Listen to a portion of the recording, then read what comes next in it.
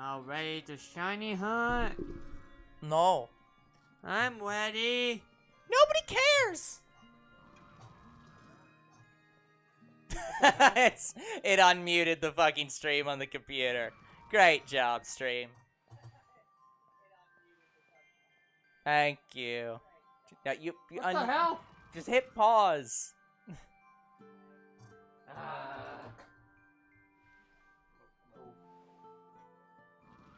Mute and pause. Okay, now. Okay, well we can confirm we're audible. Yeah.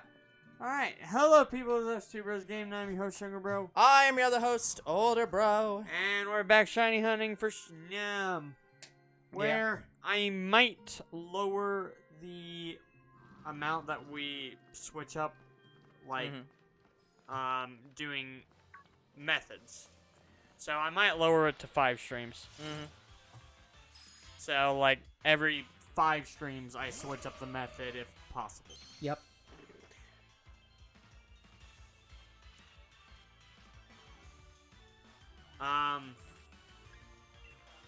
So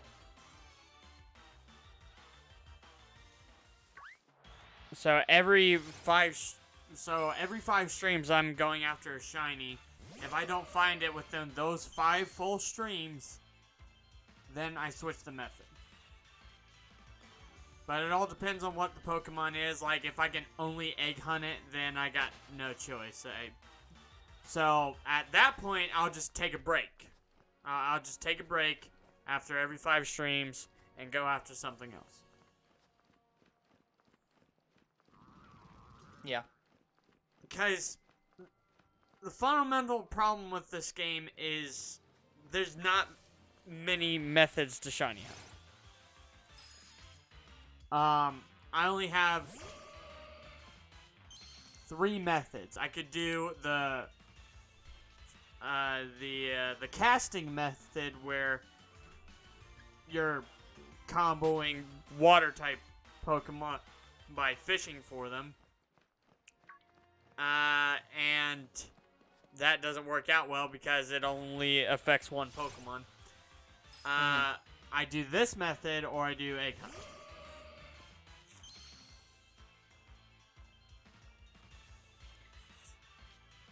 Yeah, I'm trying to find the fastest ways to shiny hunt. The only other method I could do is den hunting, and I can't do that with our current situation. Because, guys, I can't stream downstairs. But here's the thing, guys. I can stream this upstairs. I have the capability of doing that now. The thing is, I don't want to stream upstairs. Yeah. Like, my mic has probably the biggest filter of audio I've ever seen. Like, it is so fucking good. But that doesn't mean it's going to be good for streaming. It's good for recording, but it's not necessarily good for streaming. Because, guys, in editing, I have to jack up the audio for these videos so much.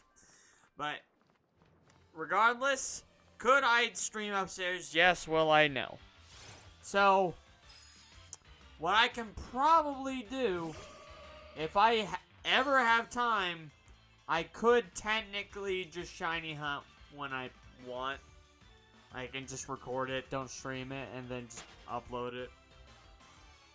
I don't know if I'm gonna do that.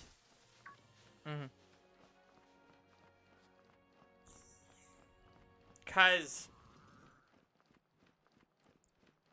I think the quickest way I could shiny hunt is if I had more than 1 video a week. And I don't know if we're gonna do that. Maybe if we were full time, I could do it, but I'm just not too sure about it yet. Like, maybe on a day if I'm like bored or something and I want something to do, I can shiny hunt and then upload it. Sure, why not? Yeah. Because, yeah, guys, like, sorry, I'm reading something. I have not been paying attention. I am discussing the possibility of me doing more shiny hunting. In terms of me recording more videos. Yeah. Yeah, the main thing with it is that if you're uploading additional videos, I don't like the idea of doing streams that aren't during, like, if you're uploading a video, I don't want it to be stream length, basically. If it's a stream, it needs to be during this time. But if you're doing, like... Well, here's the thing. If I don't make it stream length, then at that point I might as well make a shiny montage, and that's when I have to shiny hunt more than one Pokemon, and find the shiny, and make, like, a 10-minute video where I found the shiny. Yeah. Which I can do. I don't like the thought of, like... Well, okay, I have actually done that before. I have had clips of me finding the shiny. So, okay, I have done that. But they would only be like a minute, and it would just be of me finding the shiny. Kind of similar to the clips we have of Arceus, where it's the moment I find the shiny, which is the reaction I want. Yeah, but no, I think, again, I think you're looking at it in the wrong direction. Like, you're looking at it as, like, I need to put more out to get them done faster. I don't think we should be trying to make this get done faster. The whole point of this series is we just do it in the background, and when we get it done, we get it done. But it's not meant to get done faster. This isn't a normal stream. This is a podcast. I know, but this isn't Let's Go. I know. I understand that you're sitting here saying the odds are worse. It's going to take 5 times longer. And it's like, yes, and that's okay. Like, so, if we never get every shiny on stream, and we die before we do so, that's fine. We don't need to. Again, that's why I'm open for trading now. Yeah. Because if they trade to me on camera, it's one less stream. Exactly. It's like, I think that is the good route to do. I don't think that we should go out of our way, especially since we're not, as you said, full-time. We should not go out of our way to do additional content for this. Outside of, like, if you're playing it off camera and you find the shiny, doing the normal, like, here's the video where we found it, and we move on to the next Pokemon. But, yeah. I think the way to, if you want to decrease the time, is to do trades. Is, like, somebody trades the Pokemon, that's fine. Yeah, but we'd have to have an audience for that. Yeah, but that's what I'm saying. Like, I think that fundamentally, you're looking at it as, like, I want this series to end and move on to the next series, and it's like, but the whole point of this slot specifically is, these are the long game. These are 4 series that are intended to take 5,000 episodes. Like, they're intended to last years and years and years, playing the same game. So yeah, it's frustrating. But remember, we played, how long did we play? Let's go. 2.5 years. Yeah. This series is going to take 3+ years before you get done with this game. At this rate, it's going to take 4. Yeah, and that's fine. Like, it's not that I'm in a hurry to get to, like, Arceus. Because in Arceus, as far as I'm aware, the only good shiny hunting method is with alpha Pokemon, and I don't think we're even going to be able to transfer them into home. So, if anything, I'd want to shiny hunt Diamond and Pearl. But, yeah, I don't know, guys, like...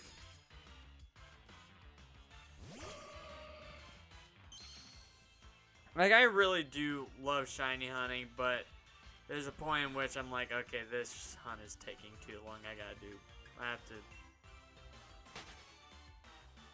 I want to say my frustration is, like, how long it takes just to find one shiny. Like,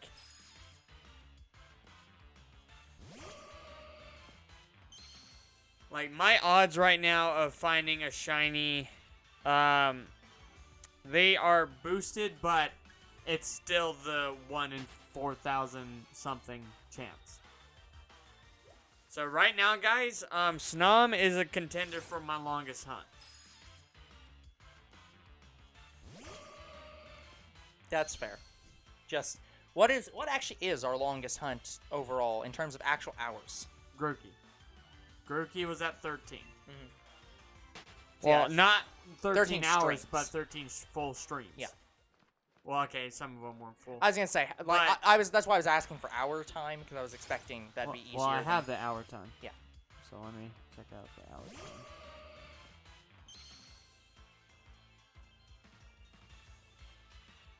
What the hell? What is it? Come on.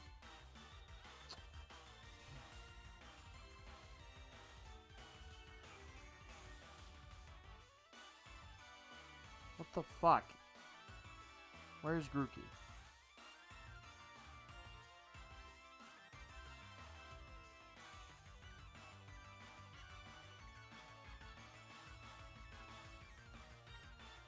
Right. Sorry. The wacky. Okay, the first Grookey took an hour. Now Rillaboom.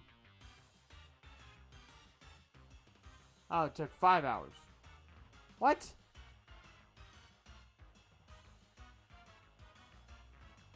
That don't seem right. Yeah, I don't know.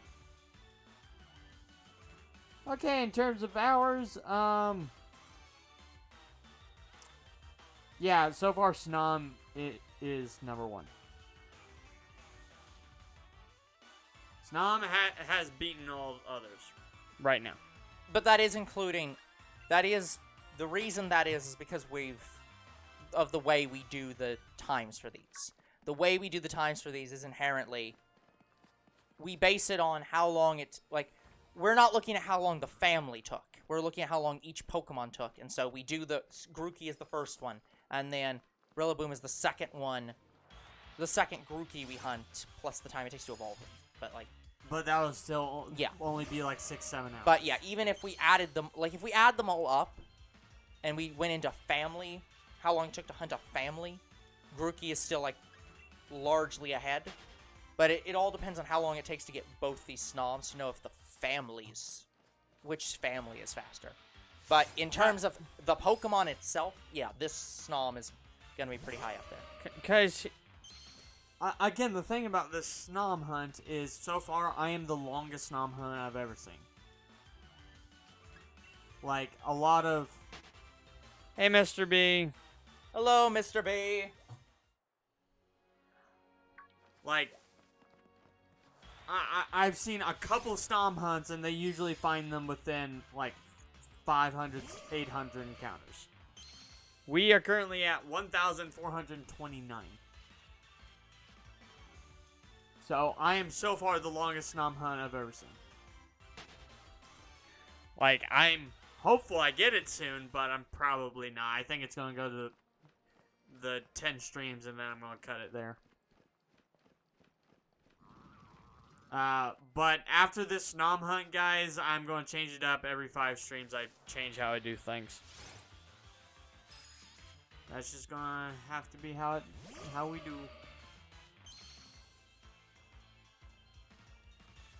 Because even though I know it's still going to take us a long time to get this series, I still want to get the shiny as fast as possible.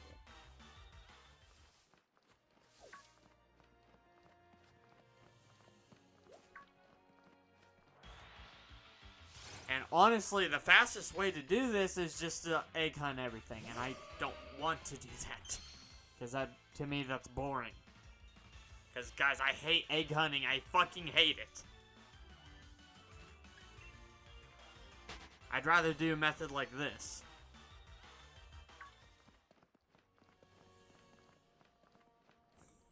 I guess I'm still just so used to the SOS method, which I think is a method they shouldn't have ever changed. I wanted SOS method to be the thing forever.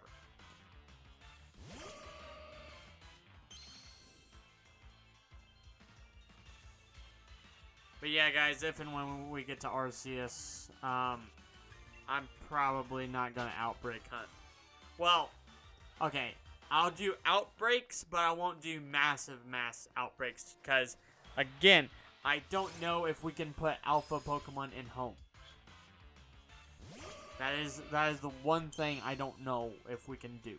Yeah, that's the thing with the the fundamental conceit of Pokemon Home 2.0 having Arceus be importable, because we do not know what that means. Because that's the thing. I saw the infographic. I haven't seen the video, but I saw the infographic, and it says that the Pokemon being put into Home, or the Pokemon from Diamond and Pearl, are going to be in and out. And the Pokemon from Arceus are going to also be in and out. And so it's like, so what does it mean that you can take a Pokemon out of Diamond and Pearl and put it into Arceus? What does that mean? It means you can take, like, a shiny Starly from Diamond and Pearl and put it into Arceus. No, I get that, but that's not what I'm saying. Like, when you move a Pokemon from, like, Sun and Moon up to Sword and Shield,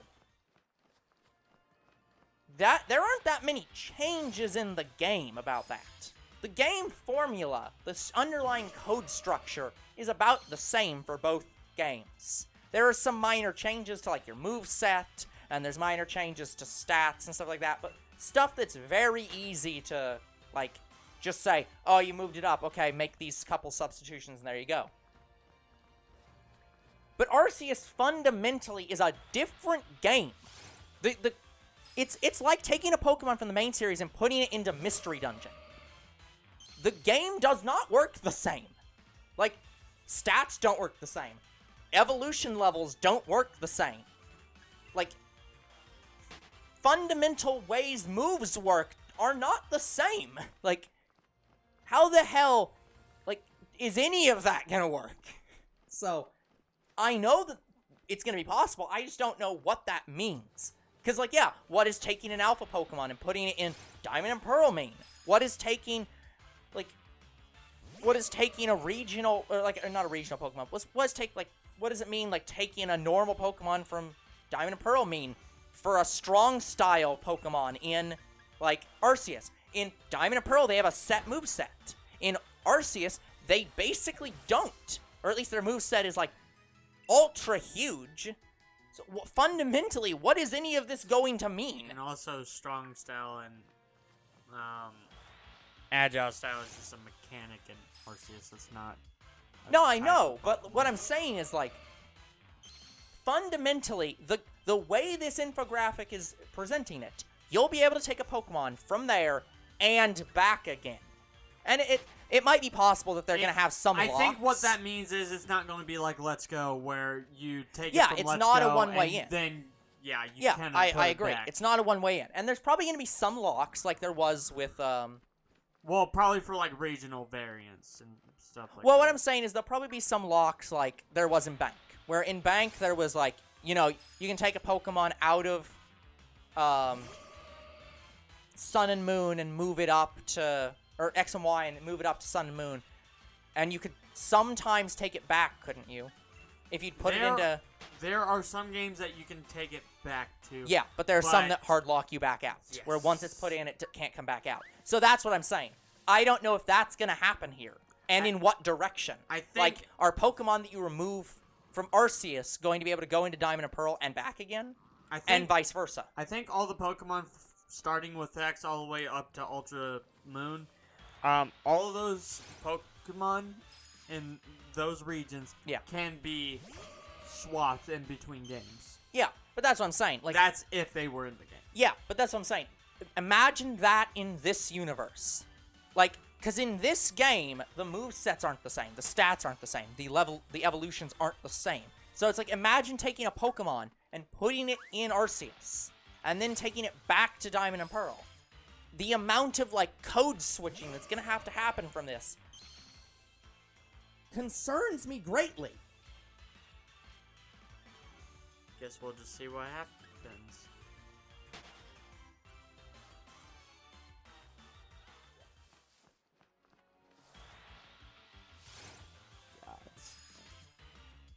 Come on, Snommy, be shiny. Okay, I'm about to have a... I swear there's been something I keep forgetting to talk to you about. What was it? Oh, what was it?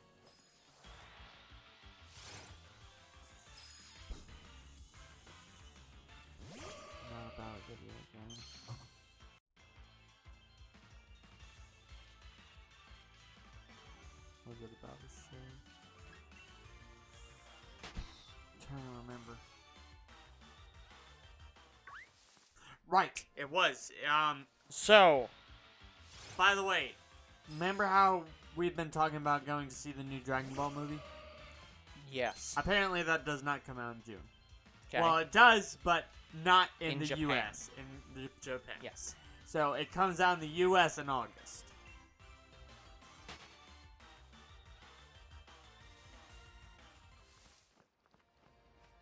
So yeah, guys, I thought we were gonna go see Dragon Ball in June. No, we are not.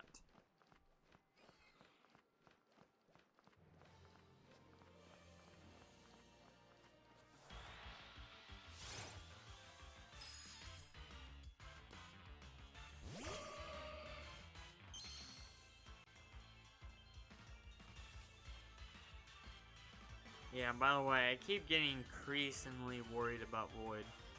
Yeah. Yeah, he's been offline for a few months now. It might just be that he's, busy or, like... It seems like he deactivated his Facebook account. I was gonna say, he might just be at the situation where he's not doing Pokemon trading and stuff anymore. Like... I don't know. Look, he's probably not dead.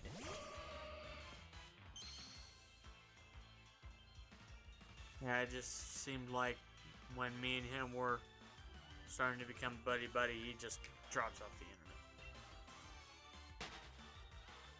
So, I just want to know what happened to the guy. Again, I could just look him up on our Twitch, because I think he still follows us, so... Sorry, guys. I'm having a conversation with somebody about Doctor Strange, and I'm struggling to talk because I'm trying to. The friend that I'm talking about is not a fan of spoilers. So you're trying not to spoil the guy. At that point, it's just like, shut up and go watch the movie.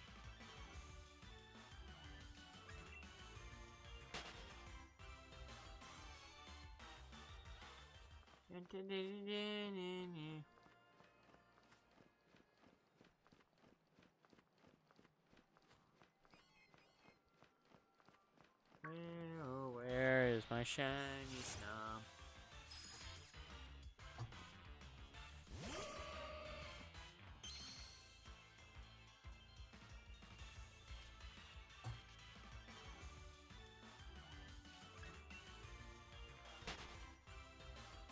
Hello, Croc. How you doing? Croc.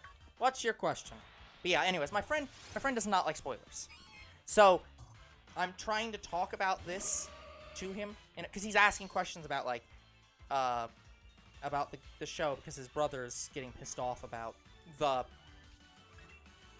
thing, or about the show.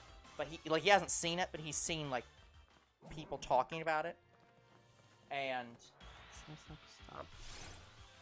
Watching videos that talk about it. Yeah, but basically he's upset because he really liked Captain America, and why Captain do people America spoil movies. Well, okay.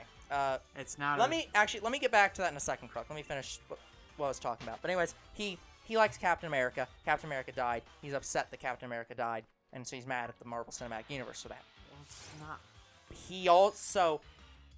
He's also not a fan of LGBT. So he is inclined to hate this new movie because of that character. LGBT. I have talked about this acronym 17 times. I know. I do not understand how you keep forgetting it. Lesbian, gay, bisexual, transgender, not straight. I did find out about that character. Yeah. So I looked into her character a little bit. Apparently, she is. I know. That's the thing. The thing I'm saying in this is that... So he's not a big fan, like... Yeah, he is very hardline Christian. So he is not a fan of those characters in general. Well, him and my grandparents would get along then. Yes, but so he is predisposed to hate this movie even though he hasn't seen it. And so somebody's asking me... That's just her world. That's yeah, how her world functions. yeah, so I'm having a conversation to him about that, trying to give him non-spoiler confirmations about the movie.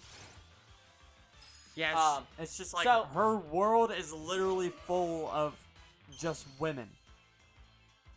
Like, there's no...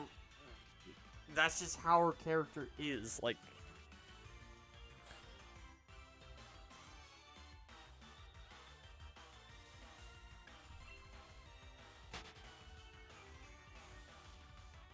Like, she is from a world where it's all girls and they all date each other. To them, there's nothing wrong with that. And honestly, there is nothing wrong with that. Like, I'm Christian, I don't think there's anything wrong with that.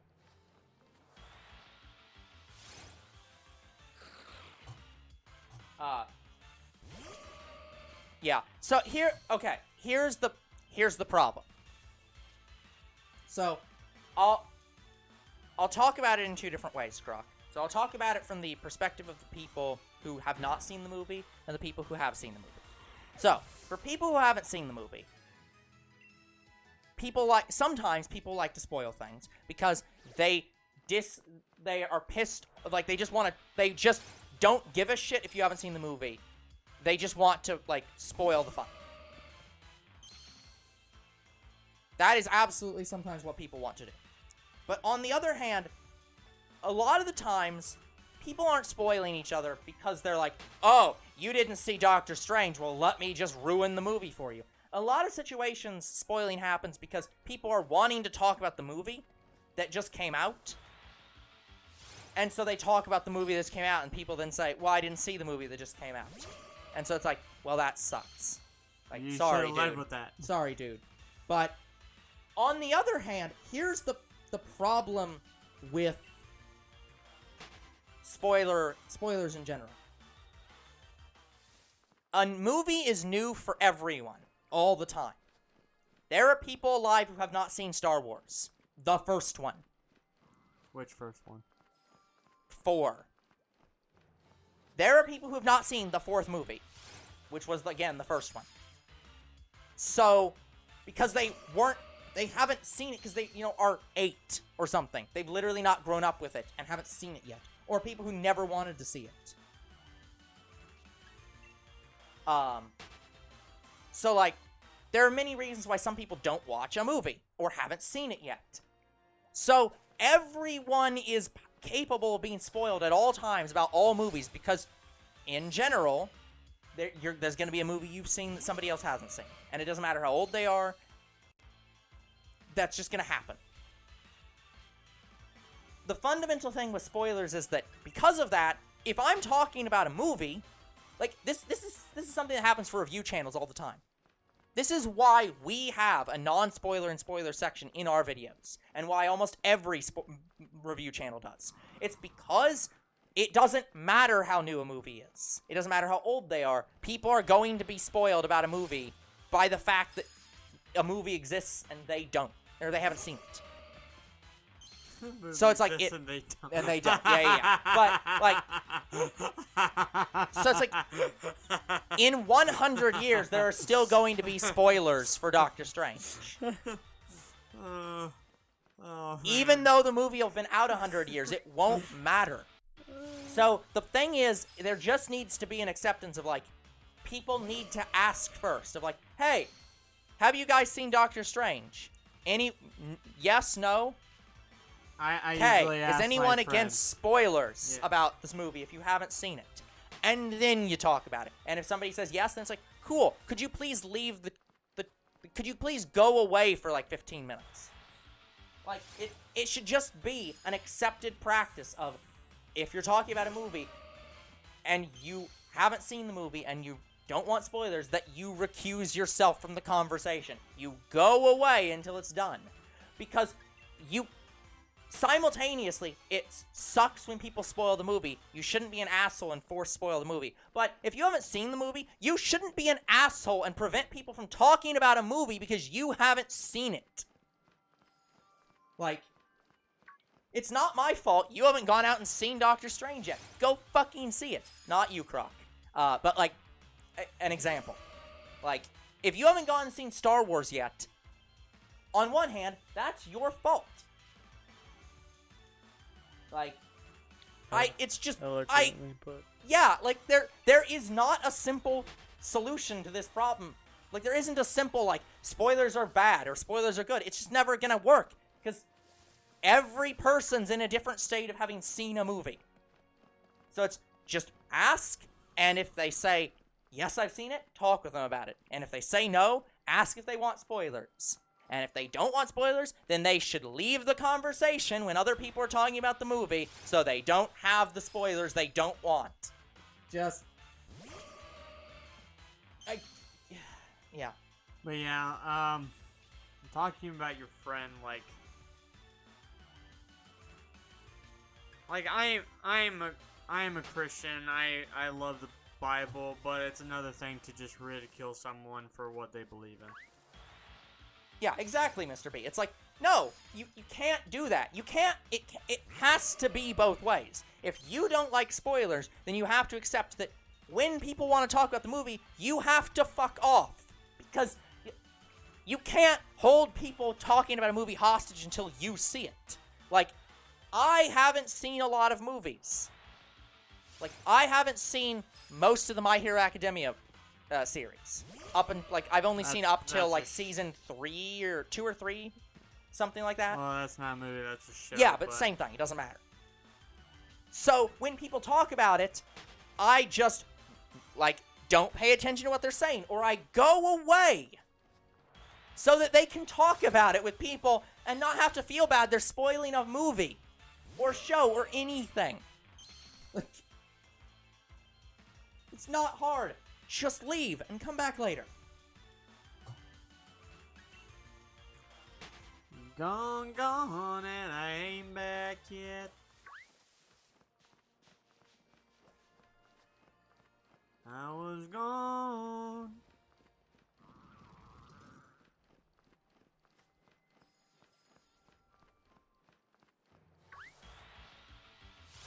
Come on. I want my green little caterpillar.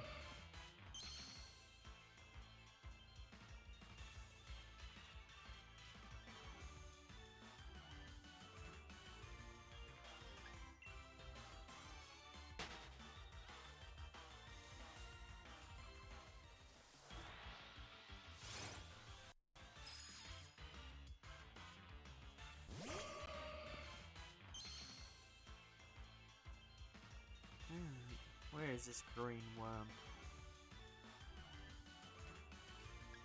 It hasn't appeared for several streams. Wow, the amount of Snoms is great. Okay, now I'm done talking about Doctor Strange. Not to you guys, to my friend.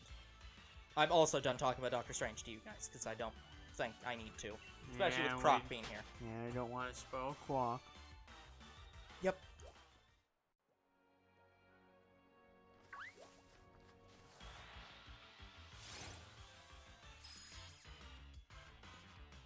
Oh, by the way, so watching our Shiny Hunt. Yeah, let's not talk about stuff like that. Let's talk about things like abortion. Let's just talk about stuff that's like actually political. Watching. But no, please. Watching through our Shiny Hunts, Yeah. I found the stream where I go through all of the shinies that I own, including the ones in home, and I just put in the timestamp all shiny Pokemon. Yes, thank you. Please don't put every single Pokemon as a separate timestamp. Just put, we start going through bank. We stop going through bank.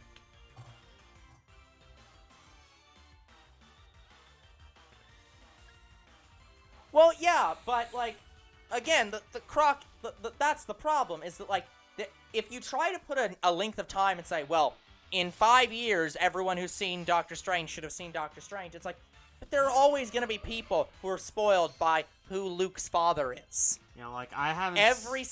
There are new people being born every day who don't know who Luke's father is. Like, that movie is over 50 years old.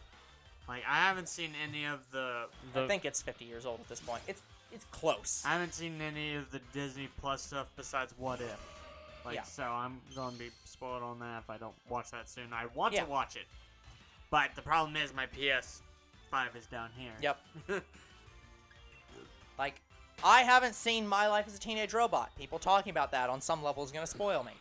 Now, I get around that problem by, in general, forgetting what people talked about all the time. So, I don't remember if you talk about a random thing in a movie, because generally I wait like 6 months to a year before watching it after people talk about it, and I just don't remember anything. Well, you don't have to worry about me because I remember little or nothing about it. No, I mean, sure, Croc, it actually doesn't matter to me. Also, it's My Life as a Teenage Robot. I don't think there's much to spoil about it other than that Jenny exists. Jenny? Like,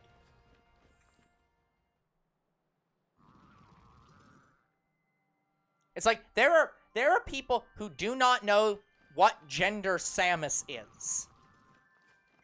That sounds literally impossible. But remember, guys, that was a big deal when that was revealed. Which game was that? The first that one. was the first one? Okay, Yeah. I was just making sure it wasn't 2. Yeah, like that's what I'm saying. To be fair, Mr. B, a robot can still have a gender. Jenny. But yeah, Jenny. We were just talking about this. So that was sarcasm. Yes. I'm not programmed for It's- sarcasm. No, that was a rhetorical question, and I gave you a rhetorical answer.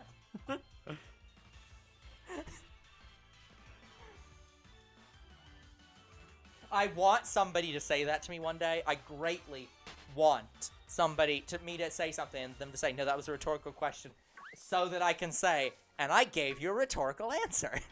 But that already just happened with me several times. No, it doesn't count. You know the bit. You know. Like, that doesn't count. It has to be somebody who says it genuinely. Like, I say something to them, and they're like, no, that was a rhetorical question. I didn't expect you to answer. And it's like, yeah, so I gave you a rhetorical answer. Like, it has to be genuine. Stop blaming me, Croc. I have done nothing wrong here. You're spoiling My Life as a Teenage Robot. I haven't said anything about it. Stop spoiling the robot's name.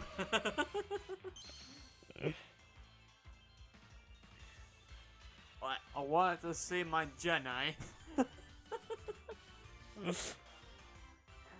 Oh, that'd be a different Forrest Gump movie where it's XJ9. Actually, you know what? I'd love to see the mashup of it's the plot of Forrest Gump, but the characters from My Life as a Teenage Robot. And there's Jenny screaming, "Run, Forrest!" I believe you or Croc asked for a thing to make Younger Bro apologize. I'm not apologizing for what.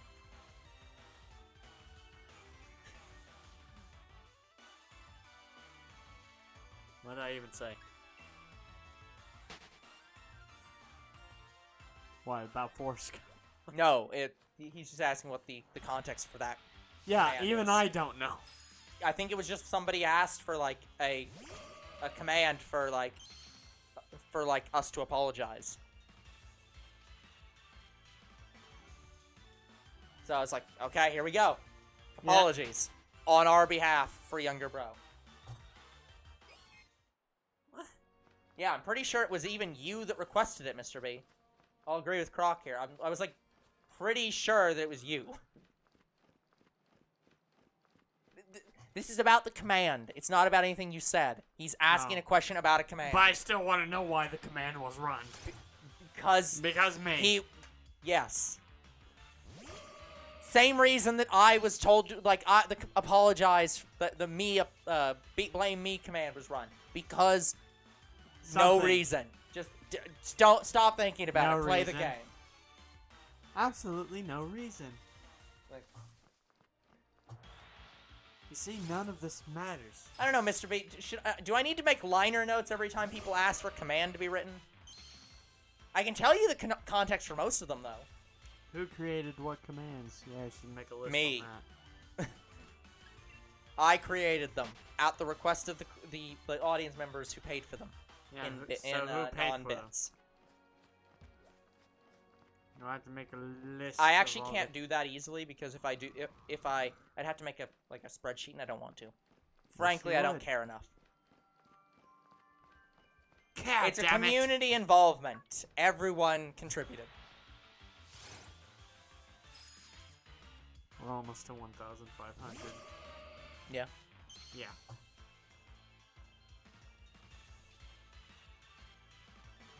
I think the longest time I've seen is like over 10,000 encounters. And that was for like a shiny Rayquaza. It was insane. Oh, how long did it take him with the over 10,000 encounters? I think that took him like 5 months. Yeah. Yeah. To get that shiny Rayquaza. And again, guys, Snom is still not my longest hunt. My longest hunt went 2 months and I never found it. Yeah. Yeah, I accidentally broke the chain. It was an SOS method hunt. For Munchlax. Never found it. Fuck you, Munchlax. You made me go brain dead. You bastard.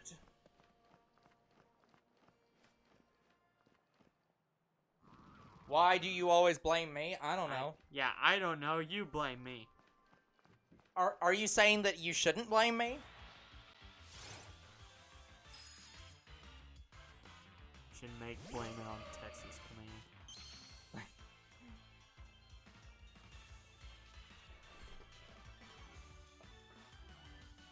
Like, I don't know. Look, I say a lot of weird shit. That is part of the conceit of the channel. I don't know. I'm still going to blame you. I just want to know why. I don't know, because enough people have said, like, what the fuck to me and Younger Bro that I made one command where it's you're blaming me and one command where we're apologizing for Younger Bro. I don't know.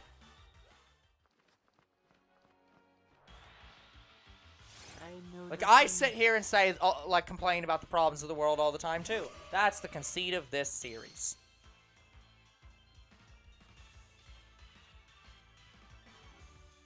Oh, where's like, my I could get super political if I wanted to right now, but I really don't. I don't find it generally fun. Politically speaking.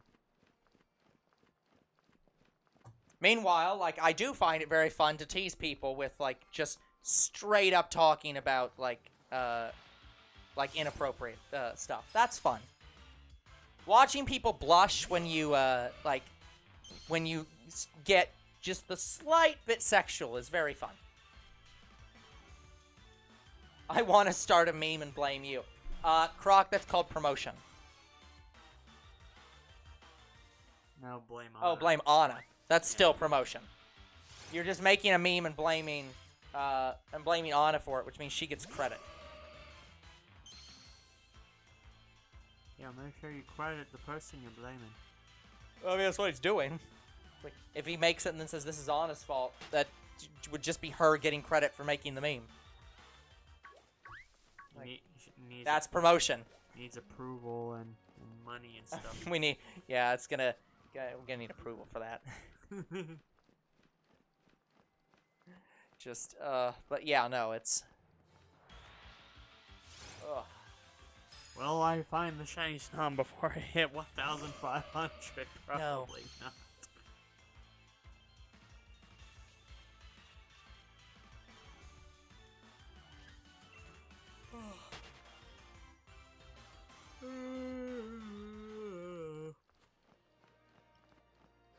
Yeah. Yeah, there's so many games coming out that I really want to play. I mean, we already have a blame Mr. B command. That's the executive producer command. I mean, it's not really blaming him. It's more saying, like, he funds this shit, which in itself is blame. If there's any reason, if there's any problems with the stream, like, not in terms of quality, but in terms of, like, Why are you doing this? I point to Mr. B and say, because he's funding us. That's right. Like, we run on a $1 fund. it's like, because this man, amongst all others, said, yes, I support this shit. I point to him and then say, like, ask him. Now watch, Morty, as I change a dollar sign from a 1 to a 0. Yep. Gentlemen, there's a simple explanation for this. Yep. I need to be paid. I mean, actually, seriously, this is not. I don't want to say this is getting political, but it's sort of approaching politics. That's probably what's going on right now, as the cryptocurrency market is like having a bit of a huge crash. That might literally be happening right now. So that's almost on the nose.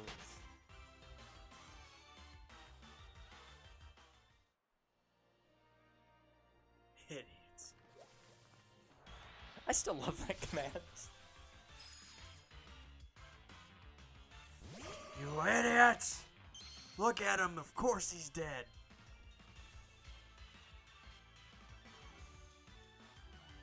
There are some commands in there I should probably clean up at some point, like either delete them or change them up.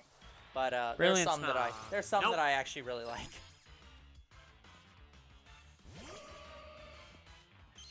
Found a new command I love. Like, I should probably throw out the command about, debating who the best bird girl is. Like... Yeah. Like, that one kind of lost context. Like, didn't we only need that for Wind Waker? Yeah, but, like, we'll certainly play a game with another bird girl in it at some point. I'm sure there's a visual novel out there that's all bird girls. Birdly is best bird girl. Yeah, that's... Yeah, we need to update that with the, with that. This is like that one bit of, like, I can't think of who this was about. It's not Luigi, but, like, I know there's a famous one of, like, Luigi is best princess or something. Bowser. No, there's somebody, there's a very famous one. It's like X person is best girl. It might be... Is it L? Who's L? Like, I know L is best girl is one of them, but I don't know if that's the famous one.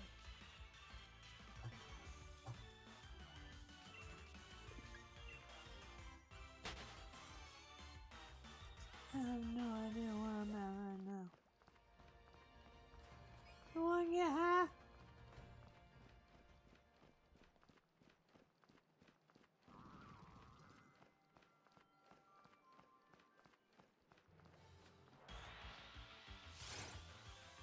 Anyone want to get their D sucked by a towel?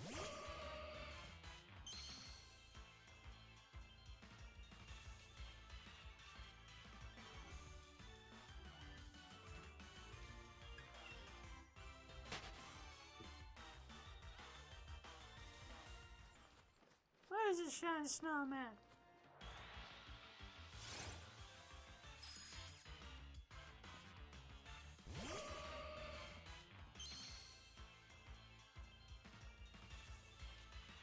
Yeah, guys, I'm starting to think I have a better chance of egg hunting this than I do looking for it.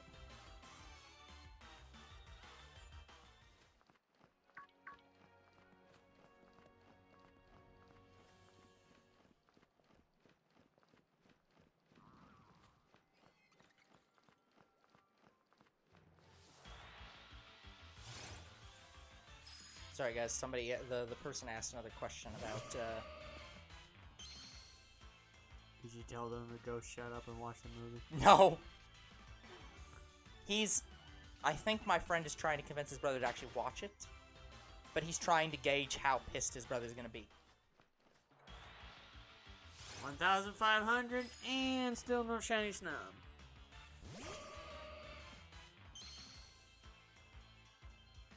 Jeez.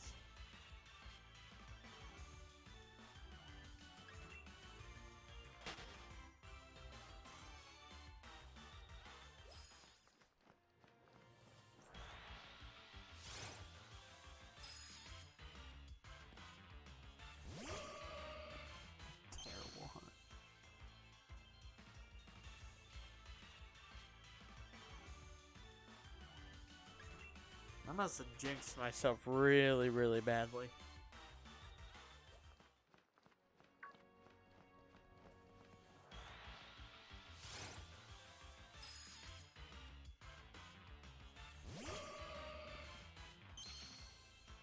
But yeah, Birdly is best girl, is best bird girl. Like actually, seriously, we should, I should do like a parody of Mother's Basement at some point, and actually try to make a list of best bird girls.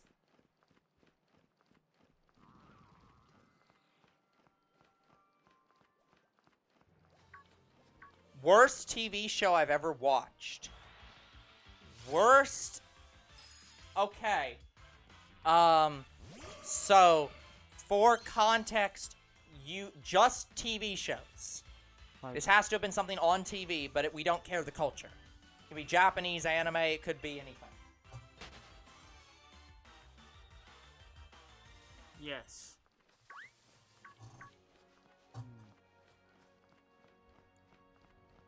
Okay, I've given my friend all the context. I'm giving my friend all the context that I can. In that I just said, okay, the reason your brother is going to hate this show is because of two scenes and one character. He's going to hate the show because of who the villain is, and 2 fight scenes, one of which is related to the new character. Okay.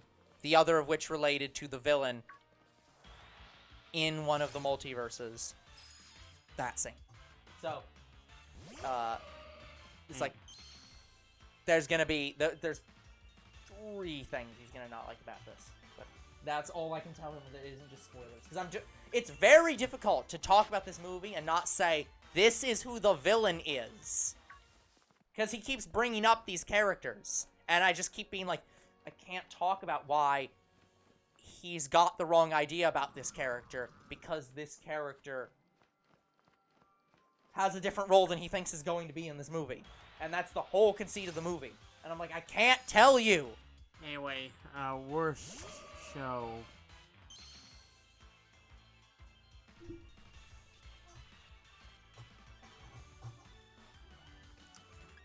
Older bro would probably say Uncle Grandpa. See, I don't know if I'll be able to give a worst, but I'll be able to give some really bad ones. Well, here's the thing. Have you actually seen Uncle Grandpa?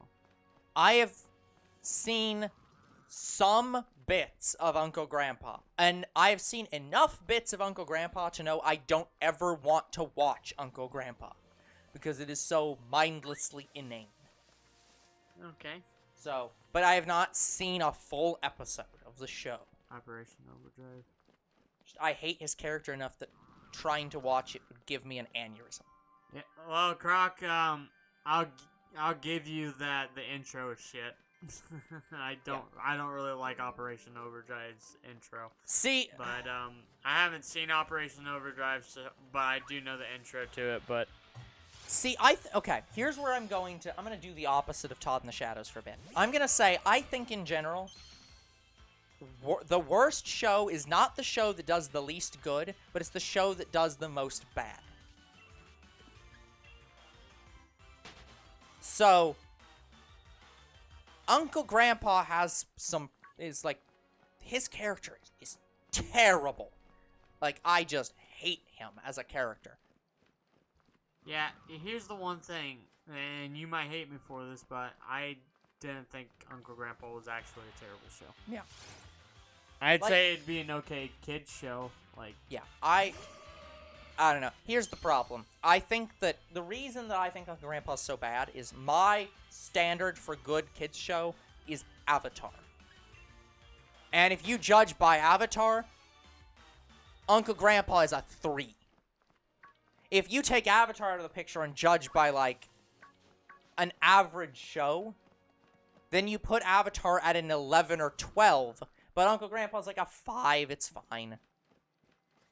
And that's the problem, is my standards are set high because I feel like people dumb down shows for kids so much, and Uncle Grandpa is the epitome of dumbing a show down for kids. And it's like, no, kids can understand nuance. They can understand when they're being talked down to, and you're acting stupid to them.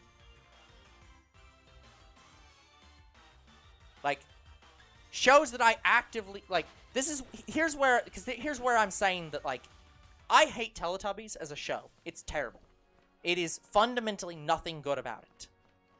But I don't think that show doesn't anger me. It just means that I don't want to watch it.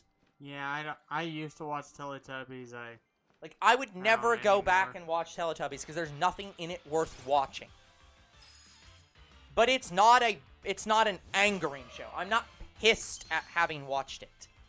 If I watched Uncle Grandpa, I'd be pissed having to sit through Uncle Grandpa's absolute stupidity. But there are shows worse than Uncle Grandpa, I will even admit. Those are shows that usually ruin themselves so badly that I get angry at them. Like, Steven Universe is not as bad as Uncle Grandpa, but it angers me at how bad it got by the end. Yeah, a lot of... Star vs. the Forces of Evil's last season angers me a bit. I actually did not hate Yo Gabba Gabba. It was a fun show. Yeah. But, like, if I move into, like, anime, if I move into If Her Flag Breaks, like, a show that fundamentally, like, went off the deep end and, like, fucked itself over so much that it becomes nonsensical.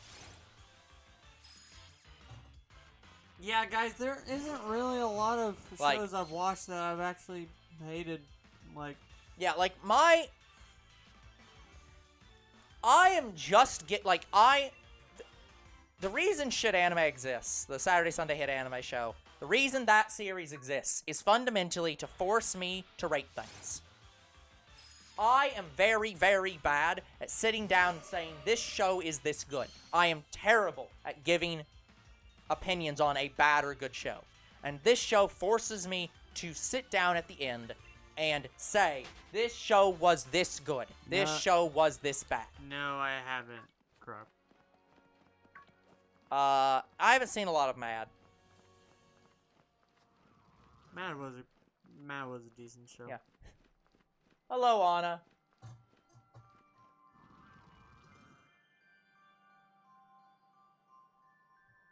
Oh, God. I mean, like, I can see the annoying aspect of Yo Gabba Gabba. Like, there was a bit of an annoyance vibe to the show, but I didn't hate it. My friend is now... So my friend finally got onto the awkward question he was going to ask. And he's basically asking me if I could critique his porn. Here's the problem. I have to say yes to this because I'm his editor. Jesus fucking Christ. But it's not actually as bad as I'm making it out, but...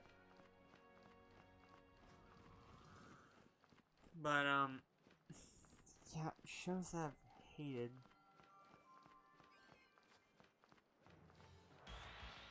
Like, I want to say SAO is the show I've, like, rated that I thought was eh.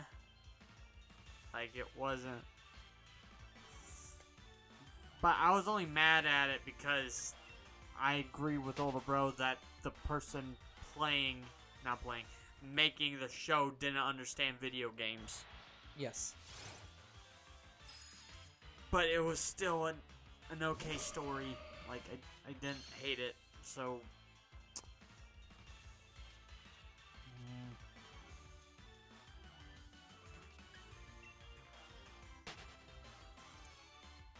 I haven't seen it, but I guess the show I do hate, and I only hate it,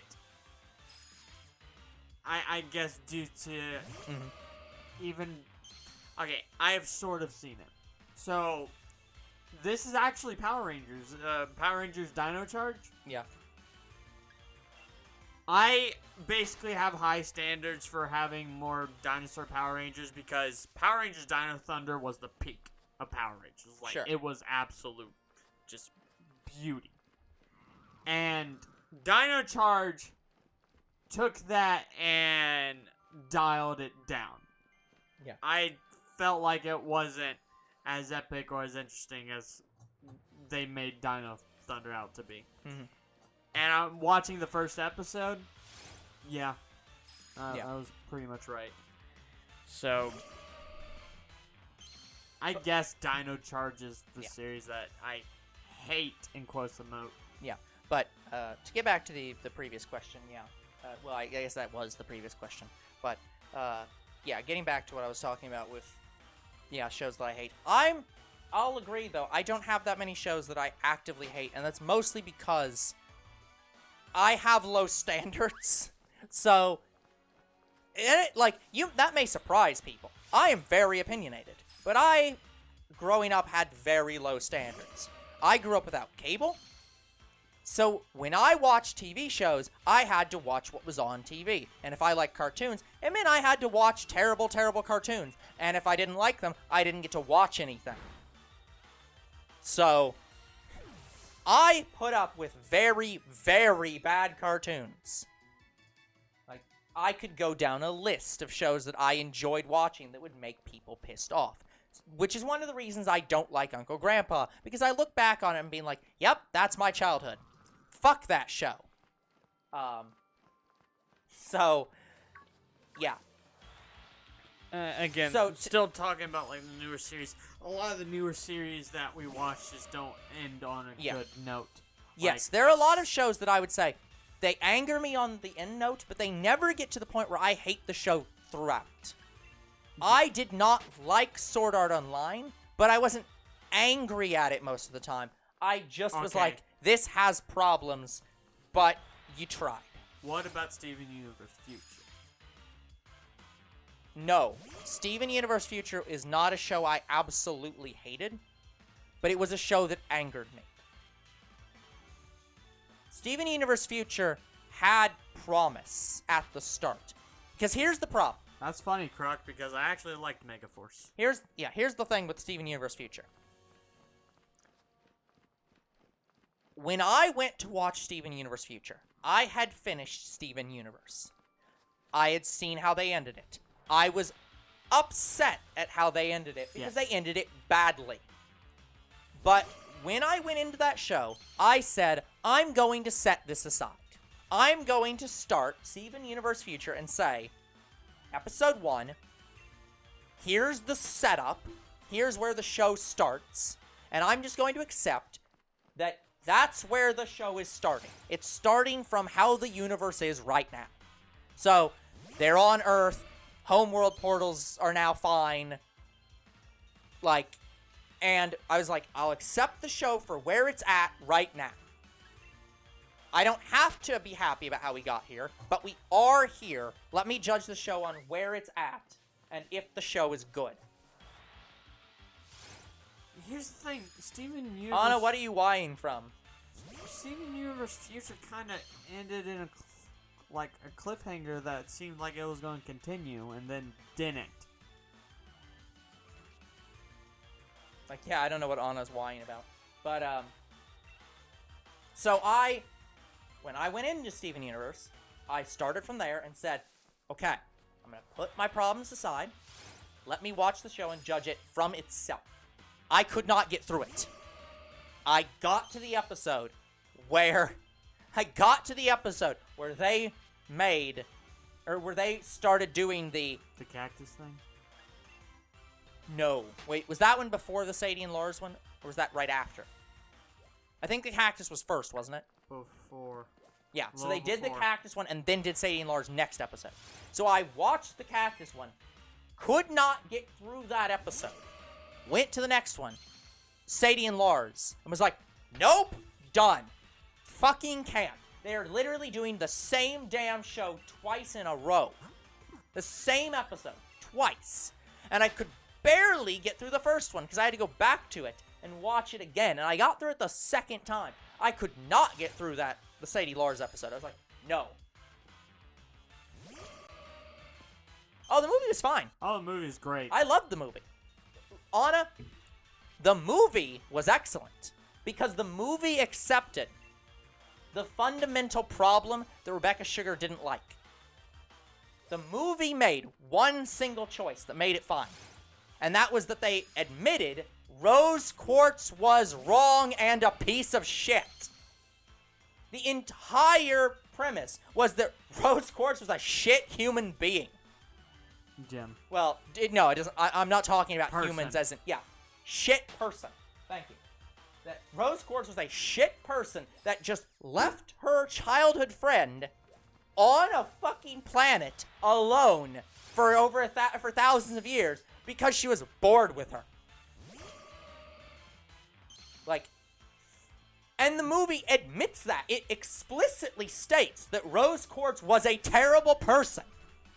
That was all that they needed to do. Once they said that, I could forgive any other problems the movie has. Because that was the thing the show needed to accept. Rose Quartz was a bad person. Not, oh, Rose Quartz started the human zoo and then we retcon it and say that the other gems did it. No. The show needed to accept Rose Quartz made bad decisions and was wrong. But to do that, they had to say Steven was wrong. Because Steven and Rose are intrinsically the same person. That's why the episode with Obsidian was so hated. Was because the show literally has Steven tell Obsidian, no, not Obsidian. Which one am I thinking of? Black woman. Can't think of her right now. The one that's but not really a gem. Garnet? No, not a fusion. The one that was in the bubble. Bismuth? Yeah, Bismuth. Thank you. The one where they were fighting Bismuth, or where Bismuth first showed up, where she was bubbled because she was going to go and kill the diamonds, which has a different ring to it once you find out that Pink Diamond and Rose Quartz are the same person. So inherently, Rose Quartz bubbled Bismuth because she was going to kill her family. Yep. So, but let's ignore that. Let's just focus on what the episode itself says.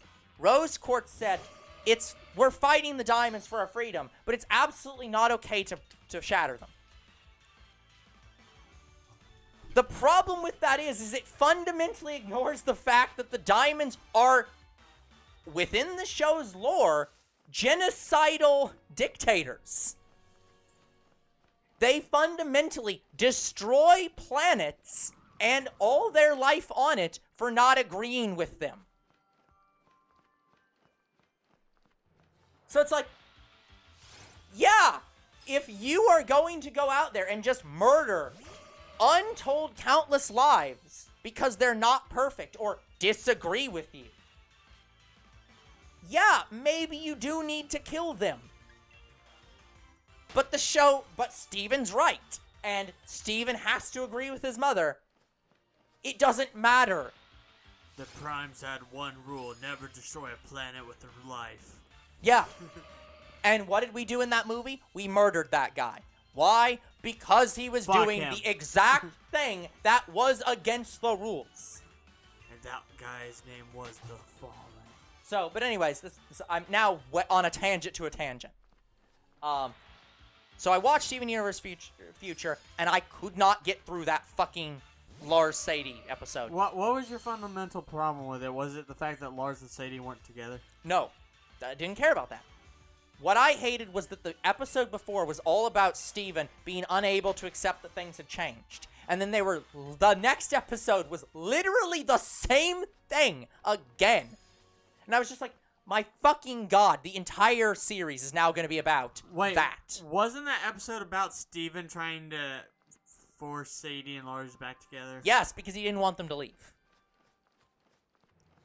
Things were changing, she was leaving, Lars was leaving, and he was upset about that. And I was just like, no, I fucking can't. I mean, I just cannot. Can we please change the subject? I'm trying, Croc. I was a little disappointed when I found out that Lars and Sadie weren't together, but, I liked the new character. It was fine. I didn't hate her at all. It was fine. So, but, again, that's not the point. But I don't even remember the reasoning they broke it off. Was it because he was away for a while? Probably. Because he was fundamentally a different person. Yeah. Again, let's get off the topic. Point is, that show angered me, but it is not a 1 out of 10. I have not yet seen a show that I can think of that is a 1 out of 10. There's a lot of shows that anger me, though. That's one of them. Final season of Star vs. Forces of Evil is one. Yes, I was about to mention that. I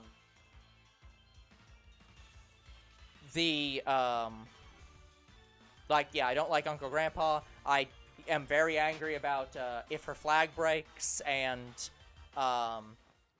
Magical. It's not Magical Senpai. It's Magical. There's another show. If Her Flag Breaks is the one where it becomes a completely different show, which pissed me off. Magical Senpai was just a bland anime. But no, it was Magical.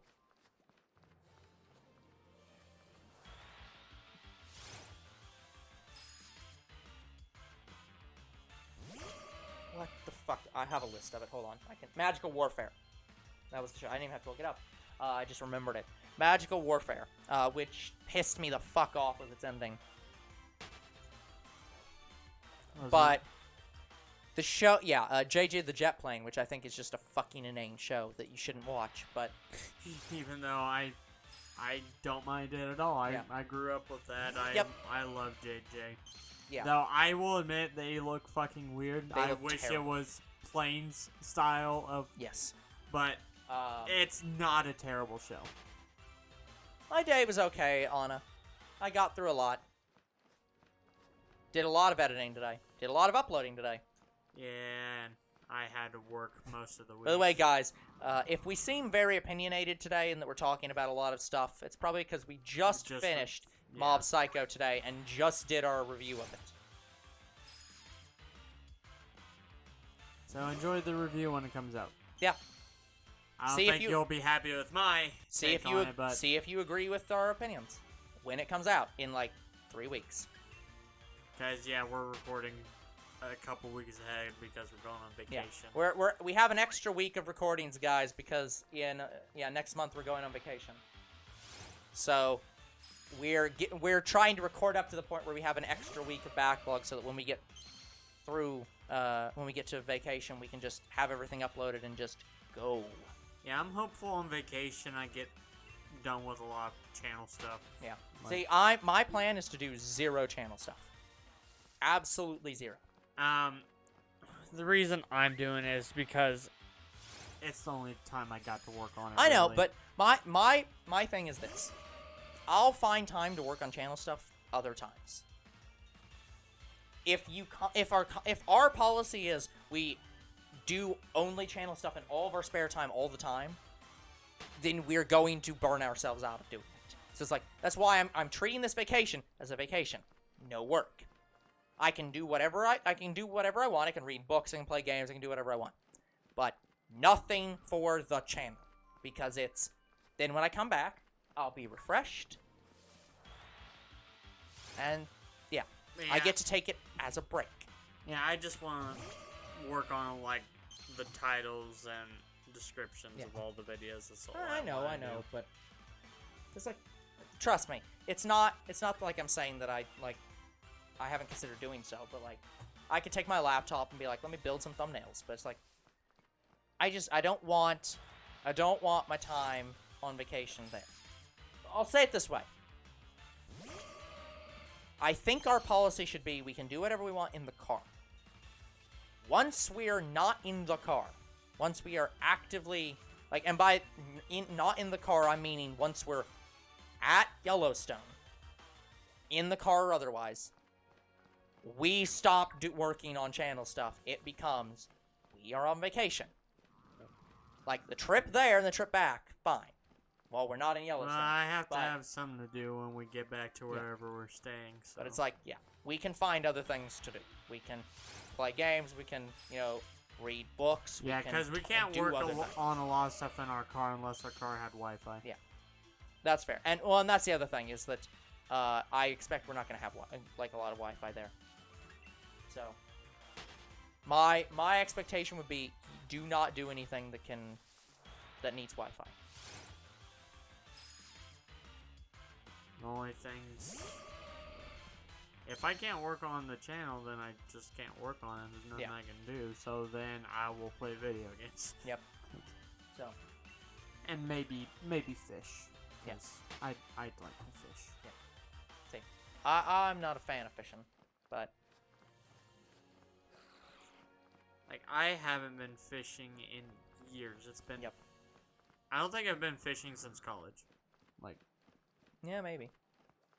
And I've been telling Dad, hey, I want to go fishing with you. I want to go fishing with you. And I don't know if we'll do it on vacation, but when we get back, me and him are going to go to this one pond where you have to pay to be there, but you can win money if you hook something big. Yeah. So that would be something. Because I think one guy got almost...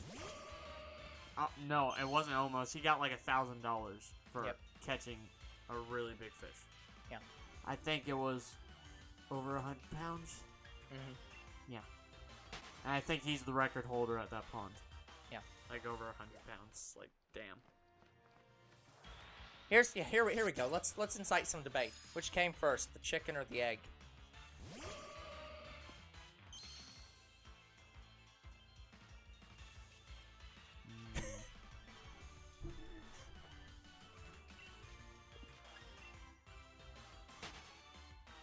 I guess it all depends on how God or whatever created the first chicken.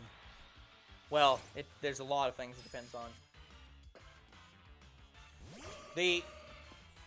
My brain hurts.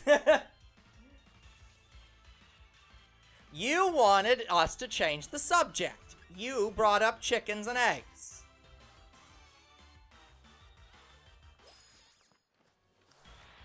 I want to say that egg might have came first. Well, it's fundamentally, here's the question. It depends on what you mean by the question. Like, if the chicken was made by like a crossbreeding pair or something like that.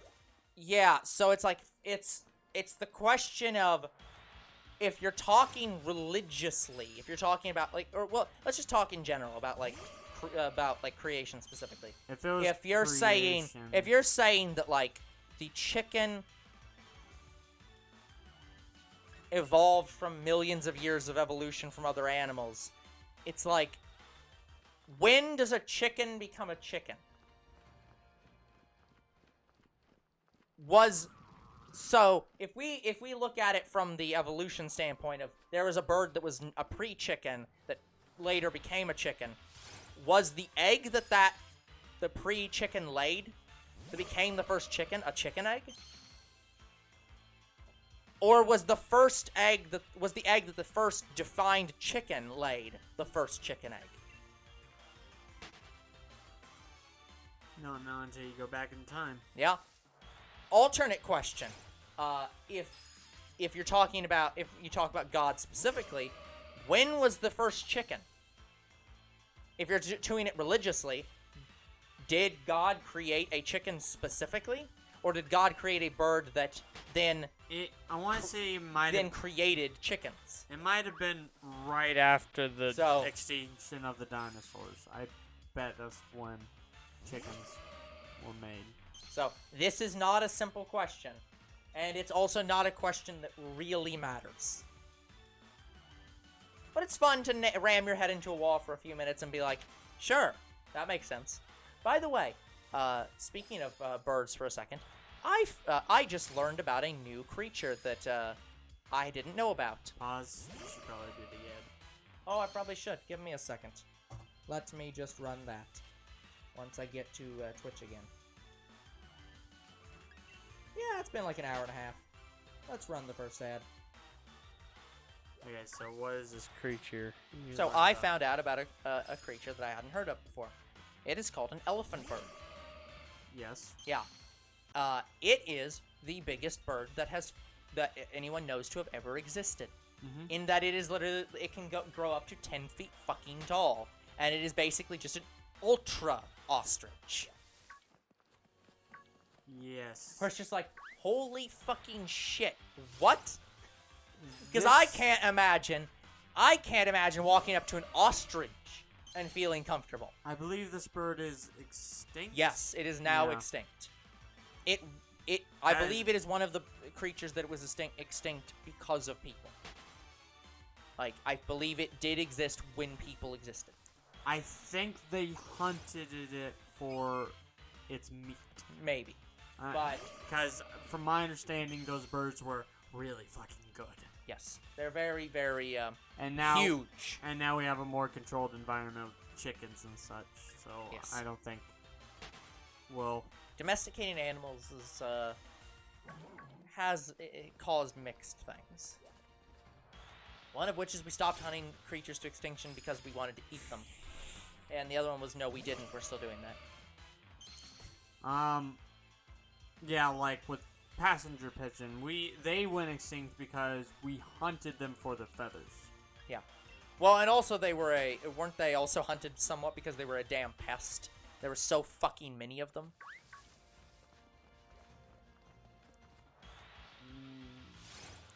Not in the books I've seen.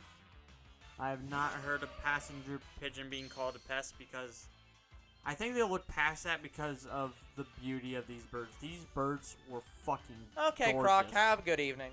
And guys, the passenger pigeon is my favorite extinct bird. Yep, like it is a very nice bird. I have seen it in like museums. I love the feathers on this bird. Yep, it is a very, very fantastic animal. But oh, by the way. But there was a shit ton of passenger pigeons at one point, yes. Yeah. I think it started out, we were just diminishing the numbers, and then it evolved into selling them for the feathers. Yeah. And then that got out of hand. Yep. Because as far as I remember, the last two passenger pigeons on Earth were in New York. Yep. And I don't know if they died around the same time, but something Goodbye, happened and they couldn't reproduce and their line ended. Yep. The human race continues in its belief that it understands how the ecology works, and it continues to be proven time and time again that we have no idea how ecology works.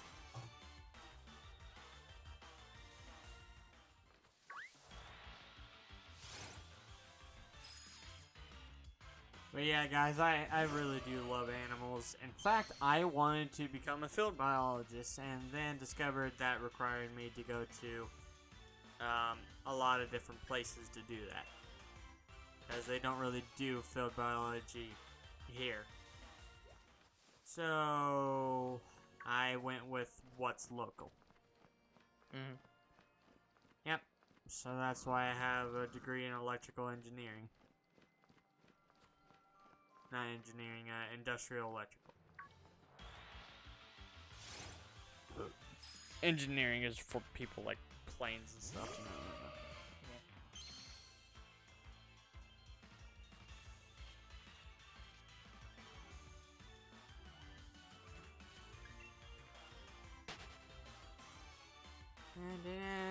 Yeah.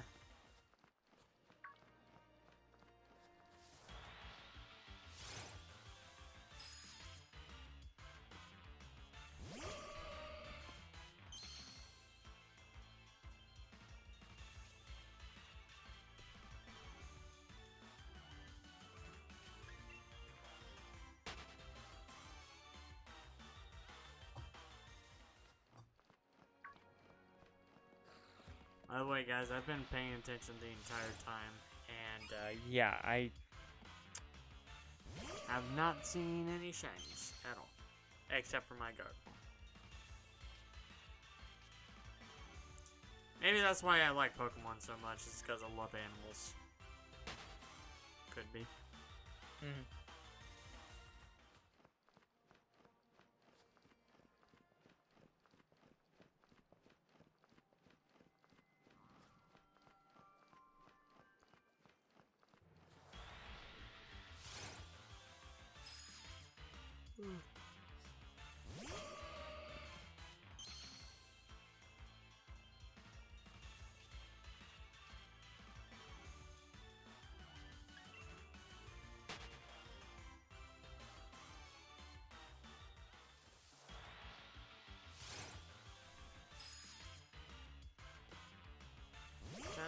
Dun, dun, dun, dun. GTA. Apparently, there is active work being done to restore the passenger pigeons. Yes. It's just I know they're using some kind of macaws to do it. It is specifically the band-tailed pigeon. It's band-tailed pigeon, and I thought that was doing something with a macaw as well. Maybe. But I'm not sure. What was it? They're doing gene mapping, basically.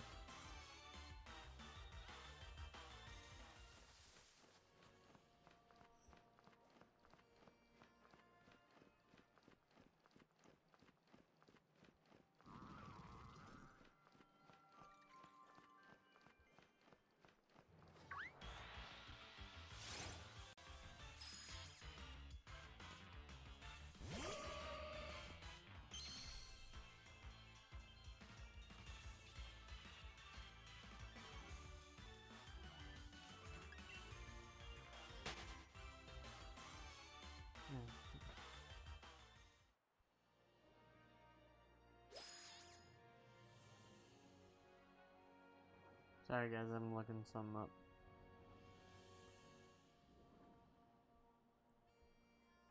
So, speaking of like extinct animals and possibly coming back, I believe, I don't know how much of this is true, but do you know about dire wolves? I've heard of them. Well, dire wolves are supposed to be an extinct canine, but I've heard that they're not fully extinct yet. I think they're just critically endangered. Because, this is interesting. So, this story I heard is from a hunter. Sort of. Okay, he hunts, but anyway. So, so this story, I guess, was supposed to be about possible Bigfoot noises.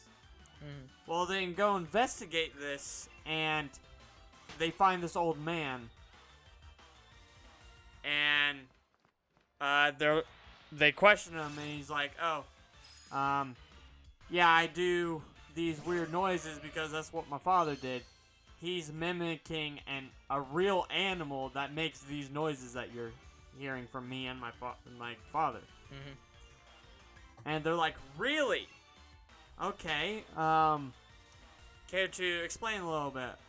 Well, the animal that he was mimicking was the one in the chest over there, and they're like, what in the chest? What do you mean? He's like, well, my father found it and killed it. It's got the skin right there. And they're like, can we take some samples from it when they look at it? Yeah. And they're like, and he's like, sure, go ahead. And they find out it's a dire wolf. And they go back to him and say, did you know this was a dire wolf pellet? He's like, oh, that's what this is. I believe there is the reason why they found him out in the woods. He thought it was an escaped dire wolf that a farm very close to where he was living possibly had some. And they go there, and I believe they find them. But there are so few in number. Like, it's like a small pack. So, as of right now, dire wolves, I believe, are not extinct. They are just critically endangered. But nothing is updated on the dire wolf yet. I was gonna say, I'm not seeing anything about that, so I'm gonna guess it is. Yeah, I would doubt it.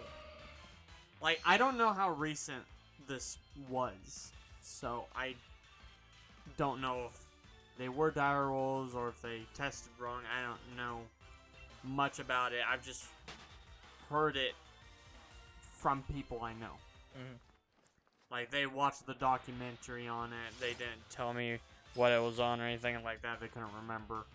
So they just told me dire wolves still exist. But I'm not 100% certain.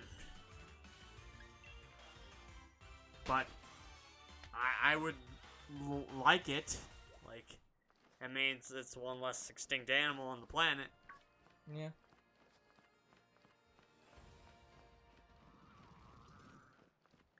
I'm not saying anything about it. Did you ever hear about dire bears? They're bears, but dire. Dire wolves were real, but not wolves.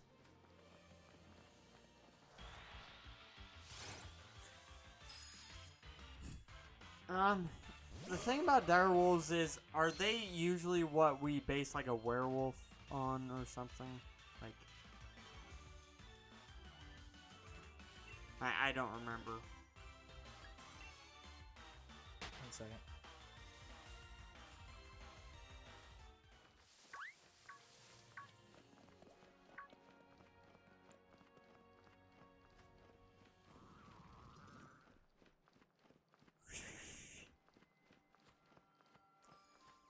Shiny Snom, where are you?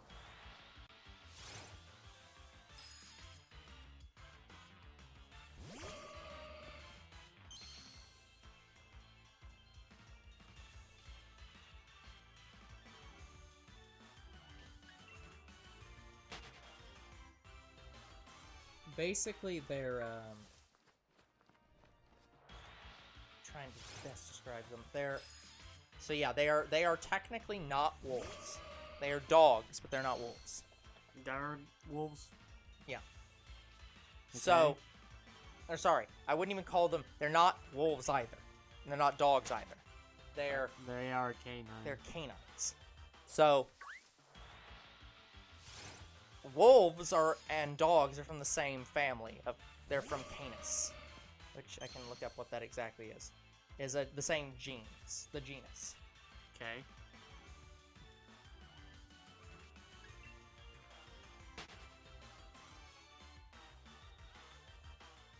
They're a taxonomic rank, which represents the sub. Okay, Sorry, they keep changing up taxonomical structures on me. Because they now have kingdom, phylum, class, order, family, subfamily, tribe, genus, species. And I'm like, oh, fucking hell. So, they are from the same family, but not the same genus. Okay. So, they're more closely related to a jackal. Really? Yeah, because there's wolves and dogs, and then there's the dhole. Yep, Then there's the African wild dog. Again, which is not a dog either, and it's not a wolf either. Nope. And then there's jackals, and then there's the dire wolf. What about hyenas? Not on this list. Interesting. I believe those are African wild dogs. Okay. That would explain why Cabela's African Safari had wild dogs as hyenas, but whatever.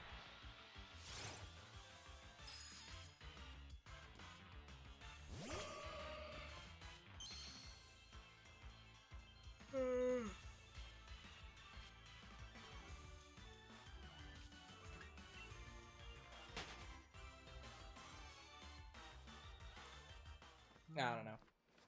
Can't find it.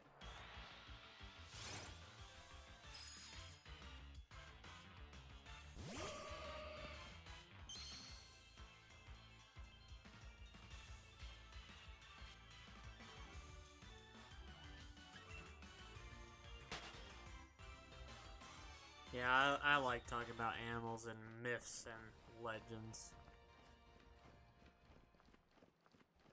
Yeah. I'm gonna look up more information on them to try to give them a description. Because, like, let me...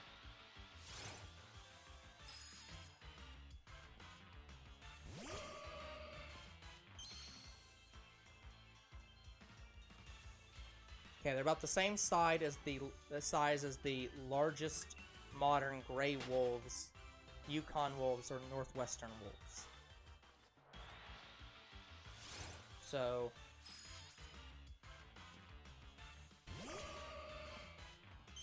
it's so fucking difficult to understand what they're talking about. Its prey is known to have included horses, sloths, mastodons, bison, and camels. What? Yes. The direwolf hunted camels. Damn. What? Okay. So camera up is just gonna be way far away from direwolves.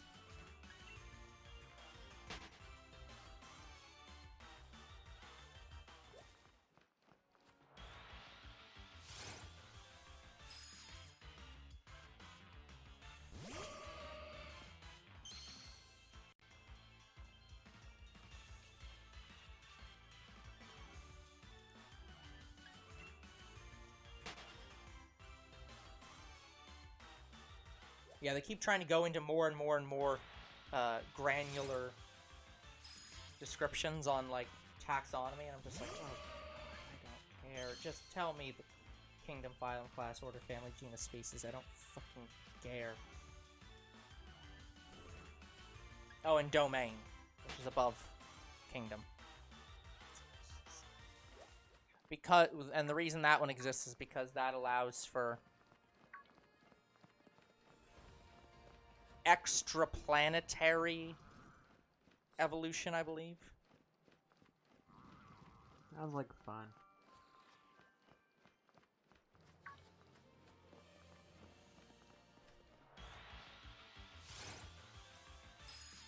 Oh boy, this. But no, direwolves are not like ultra large. They're like normal wolf sized. Okay. They are not like 6 feet tall.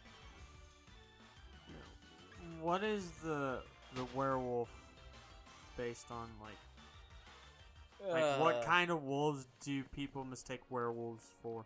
I don't know. It's a good question. Because in the movies, it seems like it's a gray wolf. Probably. It's probably the standard. Standard wolf, yeah. That's, yeah, pretty much when you see anyone talk about wolves, they probably show a gray wolf.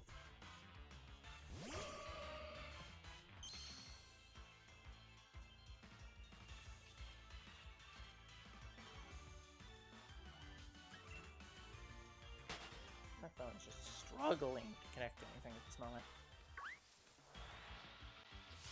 Yeah, and here's the surprising thing.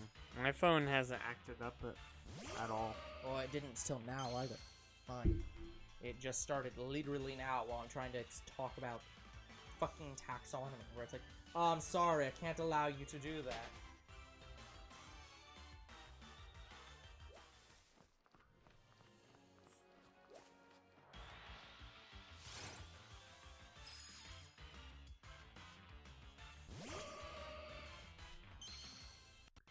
God, we're probably gonna make it to 2,000 before I find this thing.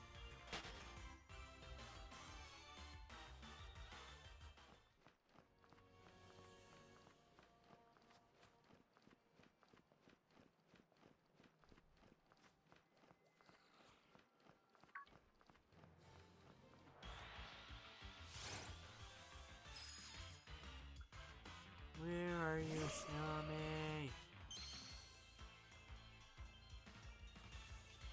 Oh, damn it.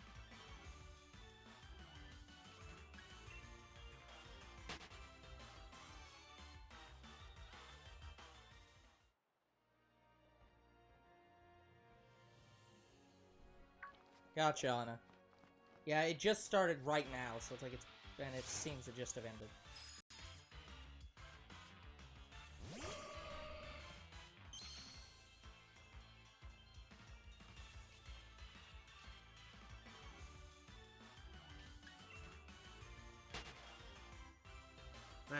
But yeah, guys, I've been working all week and I'm tired. Don't want to sleep and I want to have fun. It's time for a good time. So yeah, I am looking forward to my day off tomorrow. Mm-hmm. Well, I say I have a day off. I mean, we're going to be recording a lot, but I'd rather be doing that.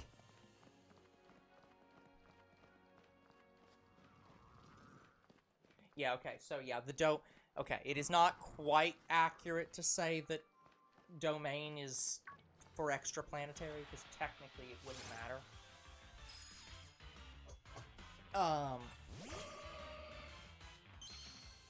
I actually don't know how biology would handle non-earthen biology. Oh, get this. So there is a very incredibly rare creature in the South American forests, and it's called a velvet worm. And it's not even a worm; it's a caterpillar. Sure. So there's a lot of weird shit.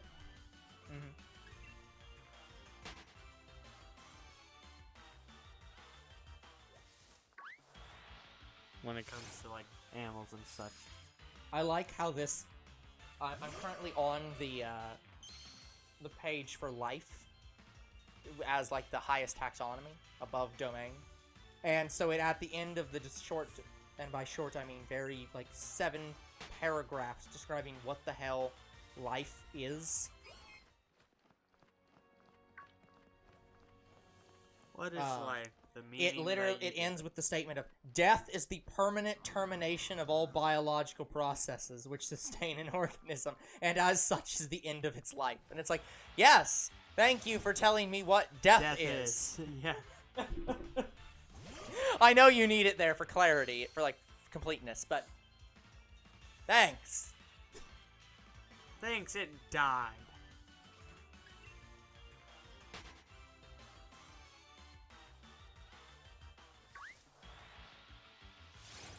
$1,600, guys.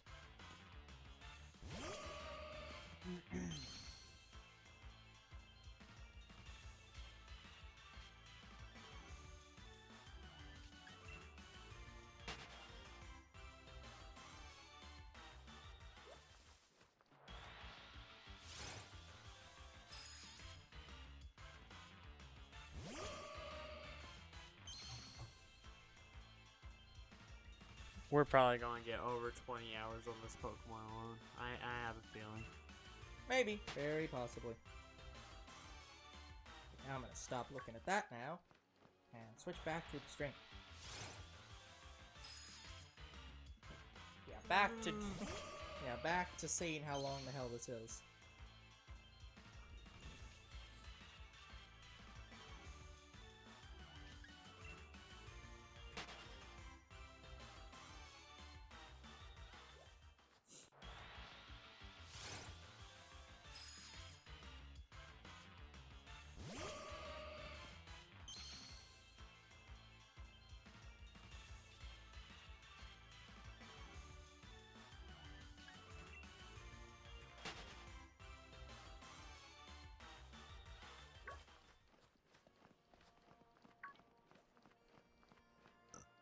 Excuse me.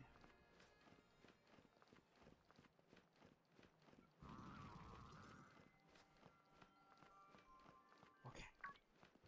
Oh, by the way, I've been seeing something about Marvel not continuing, like, Spider-Verse.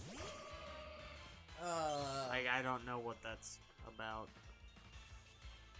Yeah, I'm gonna need more context than that. I don't know. It's just been a thing I've seen. Like, I think it was Marvel Studios saying they are discontinuing Spider-Verse. I'm like, what? I don't know. You know, let me see what it's about. Maybe the thing you were talking about where they're gonna do Spider-Verse movies in the MCU. They're not gonna do that now. I don't know.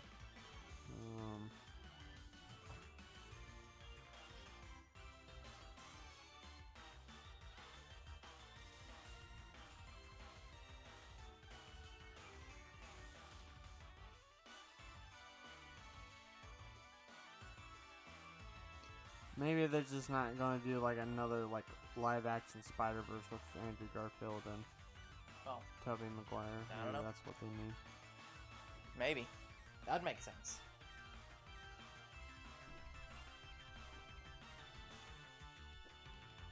They're leaving that to Sony.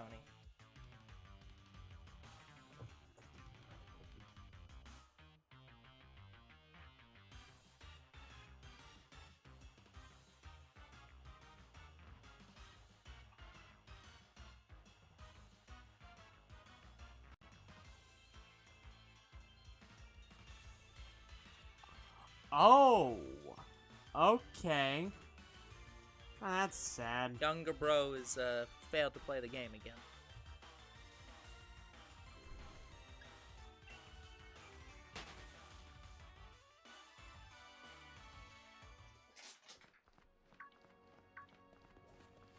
So I understand what they're saying.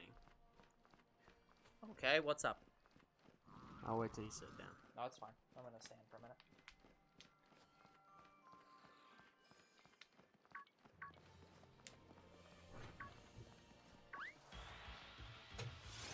Anyway, so when Marvel announced they're discontinuing something with Spider-Man, this is what they meant. So they were talking about the Spider-Verse. I'm like, okay, you talking about movies? No. They are done with the comics for Spider-Verse. Oh, All yeah, done. yeah. So there will not be another Spider-Verse comic book, which is kind of sad. Yeah. It's the same thing when they killed off Wolverine and stuff. It's something that they're done doing right now, and at some point later may come back to, but right now it's dead. I guess they've thought of everything when it came to Spider-Verse. It's sometimes you just get tired of writing certain stuff, so you're like, okay, we're done with this plot line. We're gonna move on to a different one. That's why they reboot Batman all the time. Sometimes you just need to start over and like do a different interpretation, a new story. I hate everything that's going on with the DCU. It's like Oh, they're done. like, That straight up, they are done. like I know they're redoing a lot of shit with Flashpoint. No, but no. They are done. DC has announced they're not doing more movies. They are done. what? Yeah, DC announced they are done. That people got pissed off at their movies, and so they're taking their movies away. So they are not doing more movies. They're not doing their Flashpoint in it. They aren't doing Flashpoint at all, or any other movies. They are done. At least from what I have heard from people. I will look up official announcements. But yeah, I have heard that they are actually done.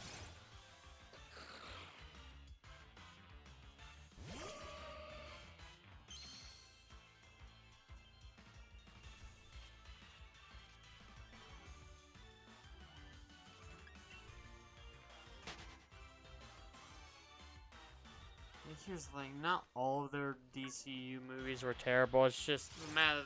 Here's the fundamental problem. I hated seeing other DC movies that were coming out along with the DCU that had nothing to do with the DCU. Yeah. Let me confirm.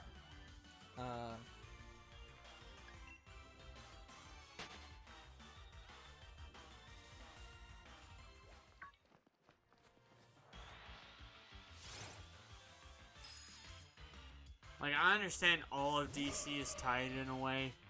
I guess the same could be said for Marvel, but Marvel is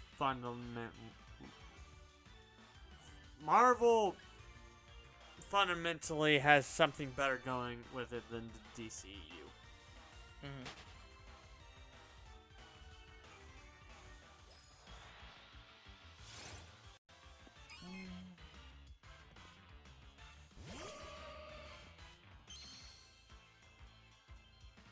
I'm gonna have to see what my friend was talking about, because I know he posted something.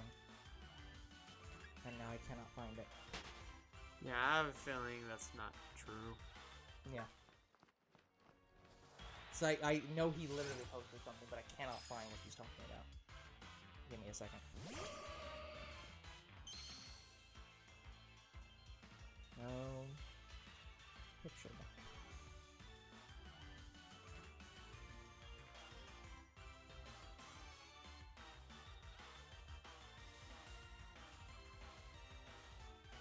Yeah, it says here the DCU is still going. Hold on. me pull up higher.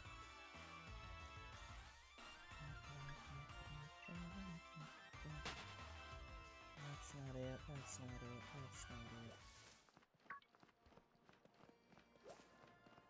Let me search.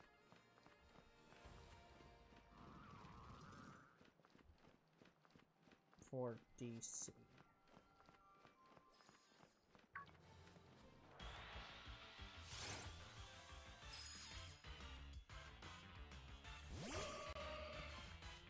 At least they're taking people's advices. They're definitely taking their time into these movies now, because I haven't seen a new one in a while. Okay, here we go. It's not that...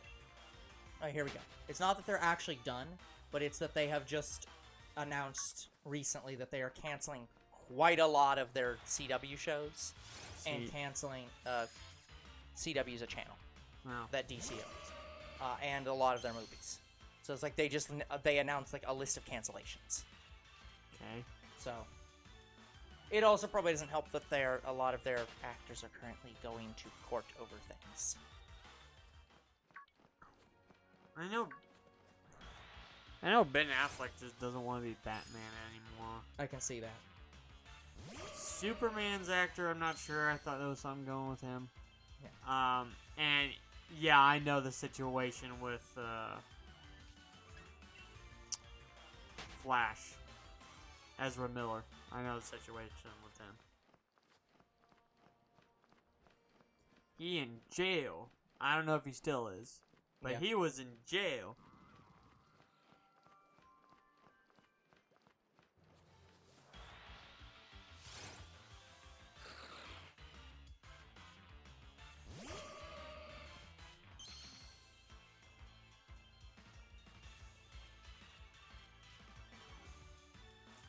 Yeah, I guess with me, I'm just tired of seeing DC movies that are just not connected to the DCEU. Well, to be fair, they kind of have to do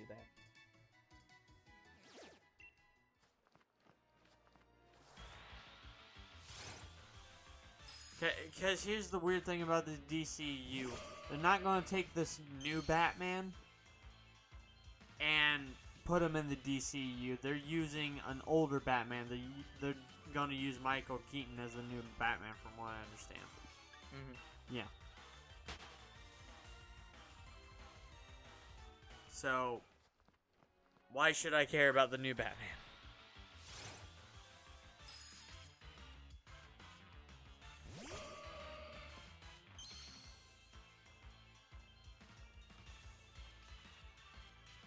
They smacked a lady with a chair in Hawaii. For what? I'm not sure it was an old lady, but yeah, Ezra Miller got drunk and... Yeah. Yep, that is what the accusations are.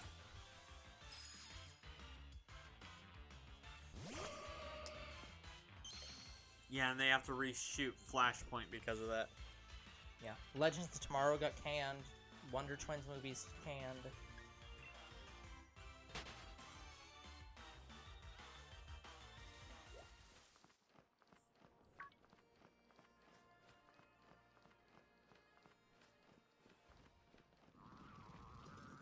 Yeah, Flashpoint is probably going to reset a lot of things, so it might get me to care about things I didn't care about, but we'll see. Yeah.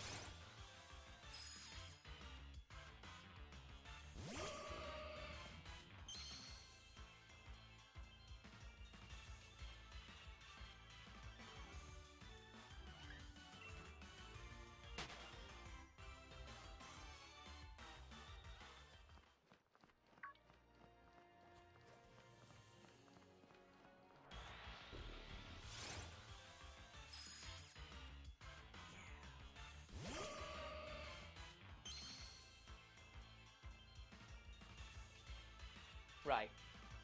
I forgot, because Warner Bros. God. I forgot. Because part of the reason why all this stuff's happening, not the Ezra Miller stuff, but, like, not, like, the people going, like, being in court stuff, but, like, a lot of the reasons a lot of this shakeup's happening is because Warner Brothers... AT&T used to own Warner Brothers. They sold Warner Brothers to Discovery. Okay. So Discovery now owns Warner Brothers, and like they formed it, like they, as part of like how corporate restructuring works, like Discovery formed a parent company that is called Warner Brothers Discovery, that owns both Warner Brothers and Discovery. And the head of that company, the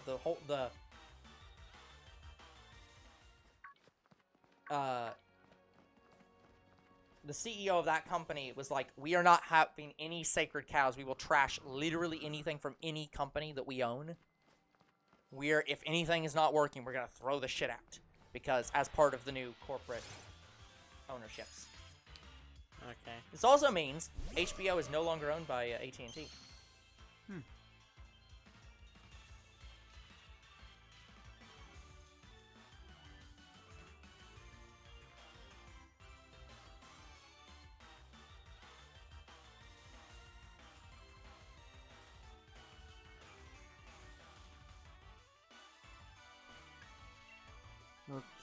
Okay, Anna.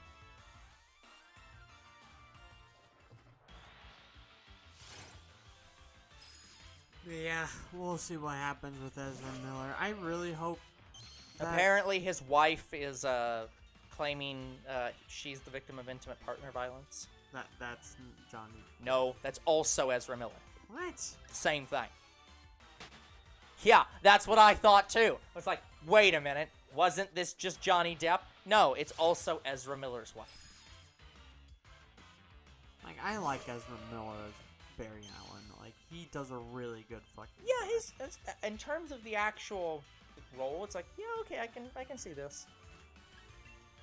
Can I keep this? No.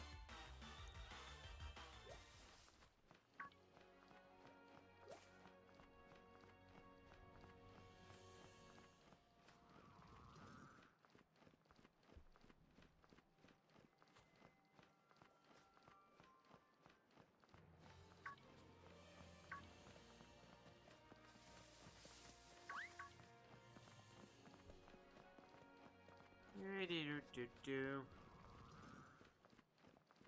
know, Snom Mode, help me find your shiny quicker if you'd spawn.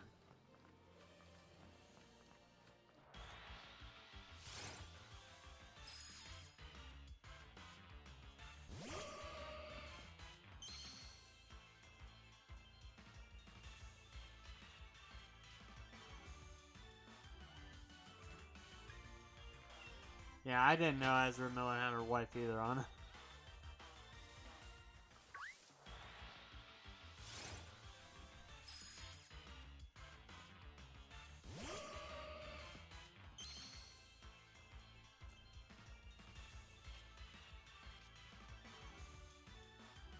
That Bardock is so dreamy. I wonder if he has a girlfriend. He has a wife.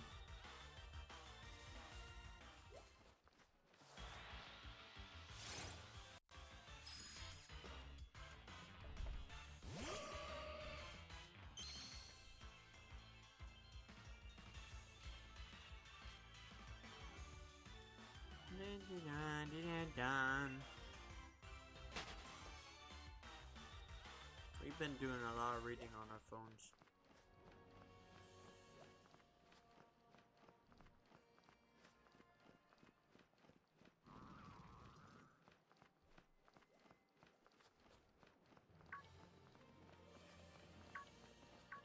Jesus Christ, they're just all Sneasel.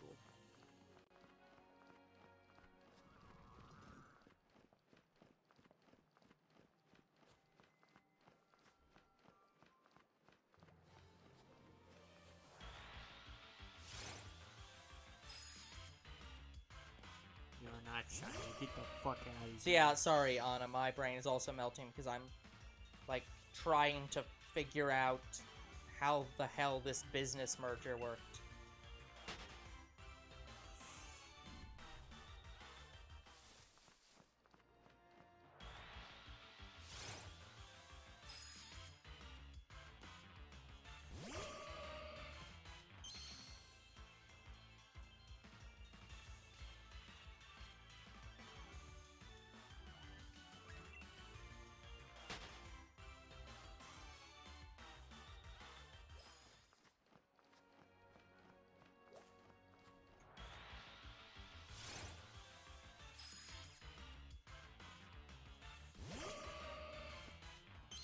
Well, we're at 2 hours. Yeah, well, I'm gonna have to run an ad in a bit.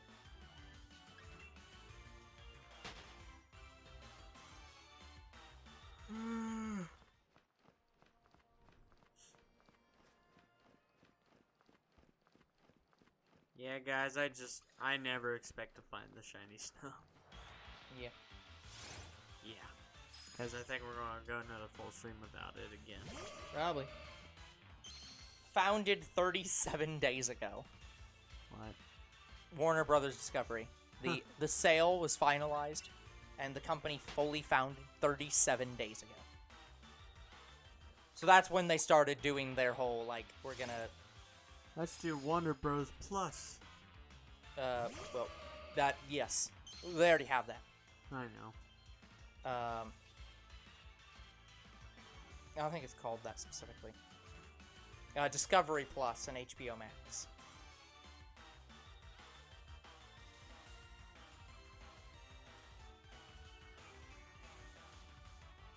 Who kicks and goes?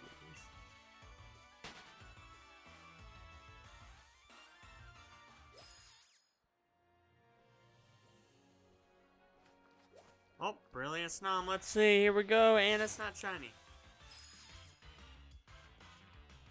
Yeah, again, guys, this is brilliant Pokemon at boosted odds, and even with the shiny charm and the 999 combo, still not enough. And again, the combo only boosts the brilliant rate. I wish it increased shiny rate. It don't. I'll take the 271 watts.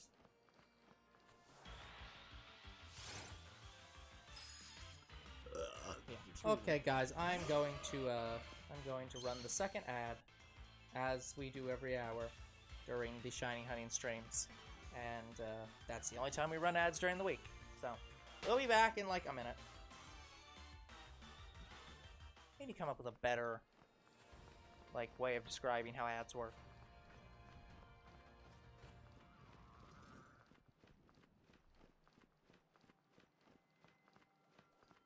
But yeah, I knew the DCU wasn't done. I would have heard about it. No. Yeah, it's not that it's done, but it's that they canceled a lot of stuff, and it's like... So there is concerns about its viability going forward. But here's the thing. I think... Yeah. I'm hopeful after Flashpoint. After Flashpoint, I'm hopeful they do it a bit better. Like, I don't want to say all the movies were terrible. Not all of them were at all. No. The problem with their movies is that they started late and tried to make up for it by going faster, and they can't go faster. Yeah, they went into Justice League. They went in... Justice League is their Avengers, and they went into it way before they should have. They needed to have way more movies to build that up. And they just didn't... They were like, we're behind Marvel, we need to catch up. And it's like, no, it's fine. Go slower. Yeah, and then maybe Ben Affleck and Superman wouldn't want to leave sooner. Yeah. Well... I'm not sure, but... I don't know. But, like, for example, Shazam, great movie. Aquaman, great movie. Well, it seems like they're taking their time now, because I haven't seen a lot of DCU stuff. They're taking their time because of other mitigating factors, including, you know, the buyout of, like, the sale of Warner Brothers to a different company, and Ezra Miller, and Amber Heard. Amber Heard? She's the girl in Aquaman. Oh, what about her? She's Johnny Depp's wife.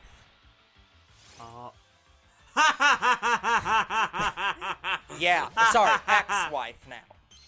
But yeah, she's countersuing, and she's the one countersuing Johnny Depp because when he claims that due to her publication, he lost out on, or he did lose out on being Grindelwald, and she's claiming that she has almost lost out on being in Aquaman, and I'm like, good, you should lose, fire her, like.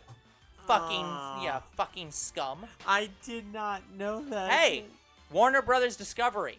Now that you bought Warner Brothers, now that you're one company, fire her.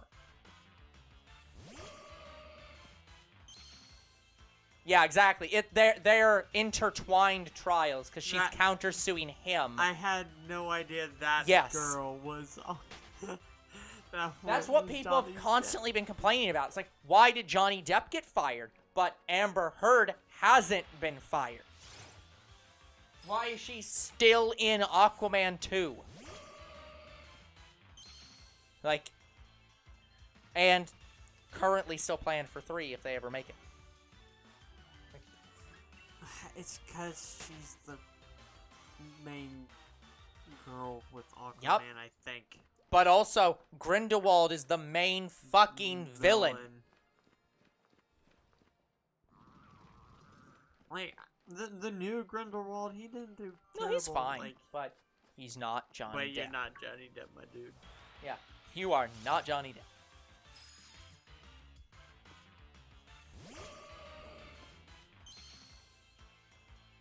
Like, I think he was a villain in another movie, but I don't remember what it was.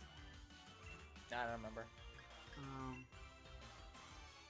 But yeah, that trial is a hell and a half.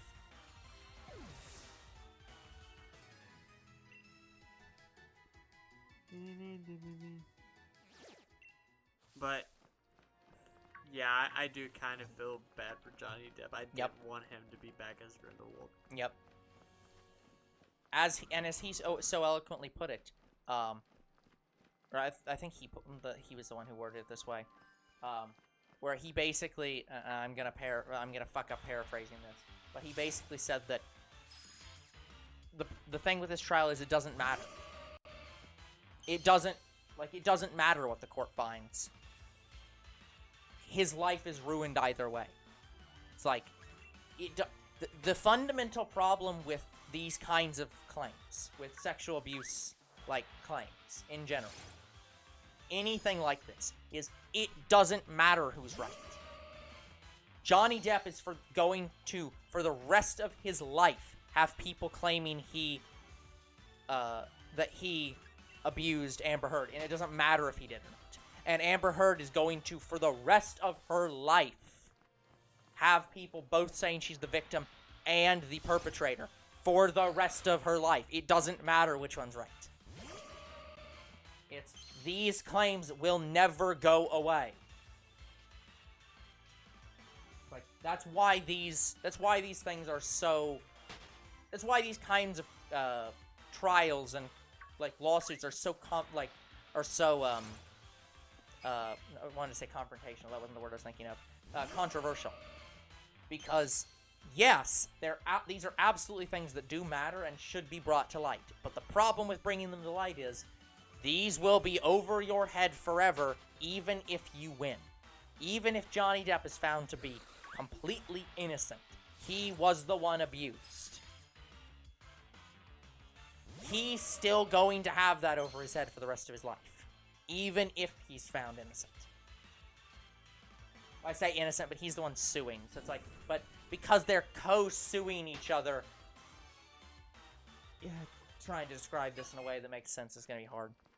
Yeah. So, who do you think is going to win? I don't know. From everything I've seen on the trial, Amber Heard has almost no case, but the problem is that defamation is such a hard thing to claim when you're a public figure, and they're both public figures. So, and the other problem is that he's both claiming defamation, and he's also claiming that she caused loss of prospective contracts by claiming it. And the problem is that he has to prove both of those things effectively. Because this, it's so convoluted because they're both suing each other. But in effect, she has to prove that he abused her, and he has to prove that she abused him. And they both have to prove the other one didn't abuse the other. So they're both fighting each other over exactly the same thing. And also, both of them have to prove that the other that they lost business contracts that they would not have lost without the other. So, I mean, for Johnny Depp, he could. yeah, like, because for example, one of the ones that, like, Grindelwald is a pretty heavy thing in his. Well, here's the problem. Grindelwald seems like a very heavy stone in his favor. Of like, it's almost unlosable. The problem that she will try to bring up is that the reason he lost it was because he sued her, not because she defamed him. Like, he's the one who sued her. She's countersuing. So he's the plaintiff. He would not have lost Grindelwald had he been quiet, effectively. And that is exactly what Warner Brothers basically, I think they confirmed that, in effect. That, or at the very least, that's what I've overheard, is that the reason he was fired was not because he was accused. He was fired because he started this lawsuit, and Warner Brothers didn't want to have their hands in it, basically. They wanted to have their hands clean of him suing her. So they fired him because they were like, we just don't want the drama. Even though they continued to hire Amber Heard, so they're inherently taking her side. So, but it's beside the point. Point is that was their justification. And that's the justification she'll throw back. Is, he didn't lose it because I defamed him. He lost it because he sued me. Had he been quiet about it, he would not have lost the contract. So it's unrelated, in quotes, even though those things are totally related. But she's going to claim that he would have lost it anyways. Oh, boy. And and they're both going to make those same claims back at each other. So it's, I don't want to make predictions because I think there's somebody who should win, but I don't, and I think that somebody's lawyers are worse than the other person's lawyers. I think one person's case is stronger than the other's, but I'm not going to try to make a decision on who would win because I feel it will only set me up for disappointment when the courts are terrible. But we shall see. This is a complete waste of time and the payers' money. Yeah, that's... Yeah, remember the one case on who was it? Jim Sterling. Yes. Yeah, that I loved every bit of that case. You're suing me. Yep. Funny. Well, same thing's happening with what's his name? Sid Alpha, where he's being sued by Acerthorn for miscellaneous things I'm not going to try to get into again because I cannot remember them and don't want to even risk being sued by him for defamation for failing to recount something correctly. Is that literally what he's being sued over? No, he's being sued. It's complicated. There's a lot to it, but in effect, Sid Alpha reviewed something that he worked on, and that pissed him off. And in one of his videos, he used a clip that Acerthorn claims copyright to, even though that clip, by all metrics, shouldn't be copyrightable, because it was an accidental live stream that he admits he did not intend to record, and that he claims none of the audio in was made by him. Because, like, the main thing of note in the video was a sound that played in it, which he says he did not make. And so, basically, as Sid Alpha put it, either he has to claim that the sound in that video, which was embarrassing, let's say. The sound, if it was made by him, would be embarrassing. Either he has to admit he made that sound, which he will never do, and then it might be copyrightable.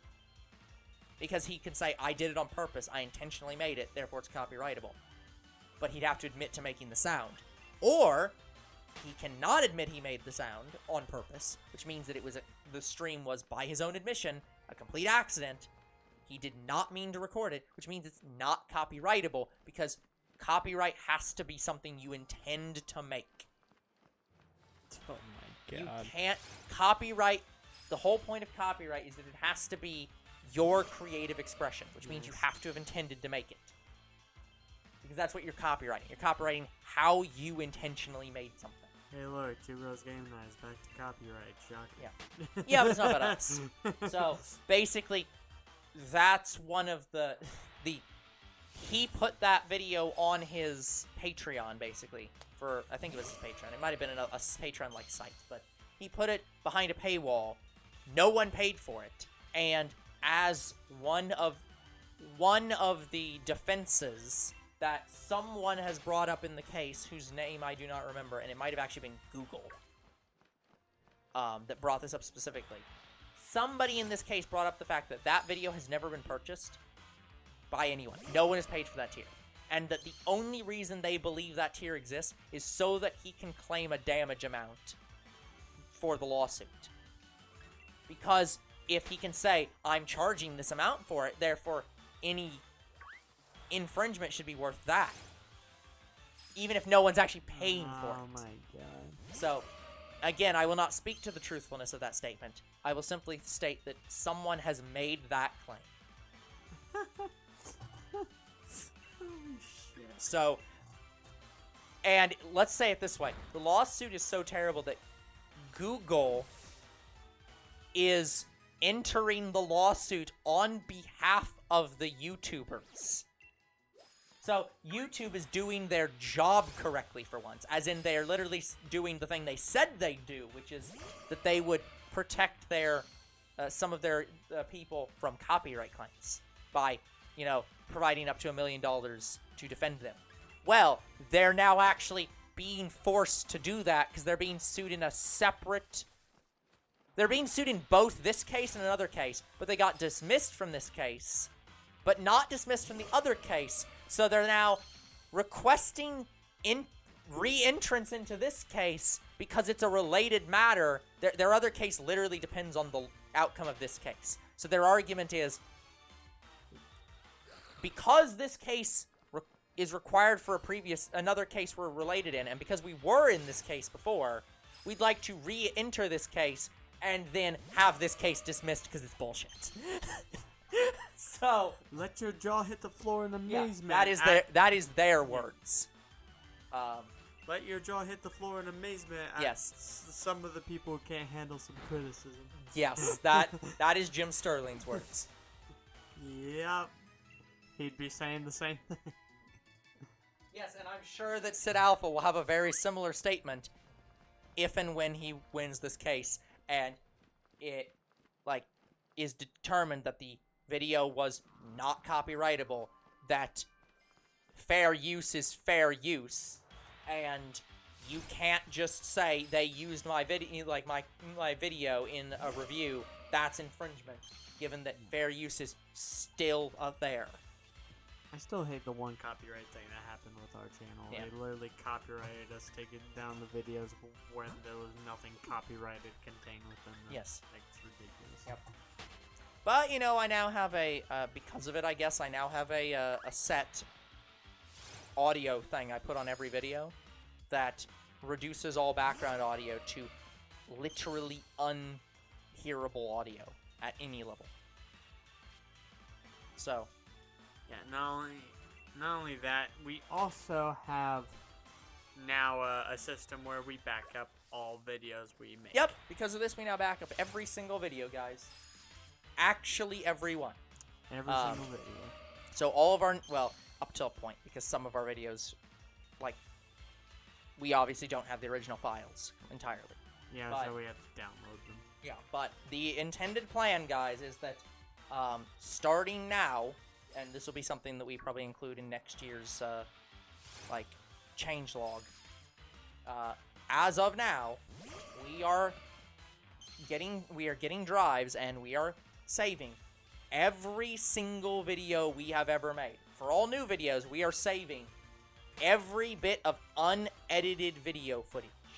So, if a video is taken down, we will always be able to re-edit and re-upload the original video with minimal effort. So we will no longer ever have to re-record a video. Yep. For also, copyright purposes. Now, if YouTube goes down, we can just move to another platform. Too. Yep. So Yep. we've also prepared for that case. Hey, Twitch. Once again, as a reminder, I'm really hoping that you announce someday soon that you're going to compete with YouTube. If you do, we will migrate all content to you. Please. Yeah. Even I. You want our exclusivity? You can have it. Give us the platform for it, and we will give you exclusivity. Even I kind of want it, and I kind of started out hating Twitch. I'm still not on Twitch at all, except for our stuff. That's fair. Like, I don't want to watch every video live, and also I don't want to watch a video that's just gonna go away. Exactly.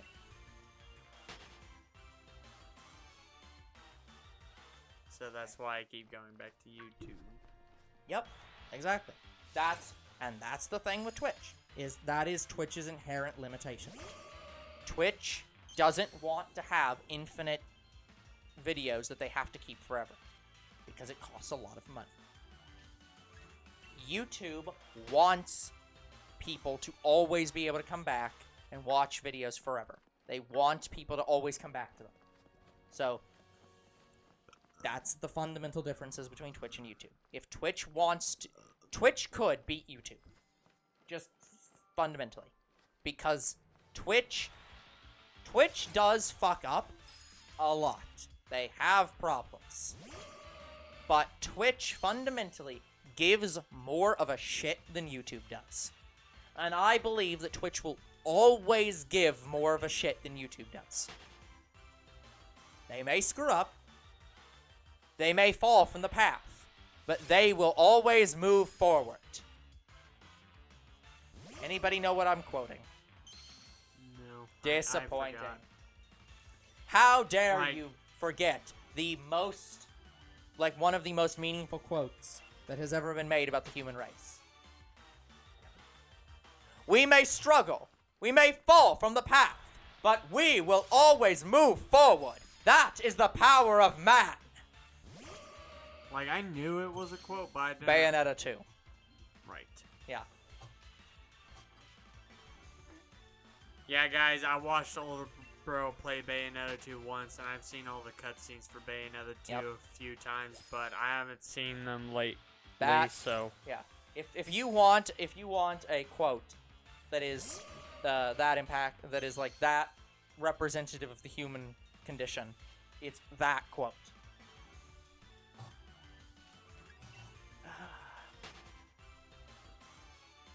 And guys, I still don't own Bayonetta 2, and I'm playing Bayonetta 1. So. But don't worry, guys, I intend to play Bayonetta 3 when it comes out. There's another quote that I think is very impactful, but unfortunately it's in my friend's manuscript and I can't talk about it. And also, when I mean I play Bayonetta 3 is I'm not going to play it for the channel. Loverbro's probably going to play it for the channel. Probably. I'm going to play it off camera. Yeah. Yeah. No, to generally talk about this without saying anything, actually. My friend's doing a story that I am helping him edit. One of the things that he put in that story, he put like an introductory line, or an introductory paragraph, and in that introductory paragraph, he wrote a line And the description I've given for that line is, because he's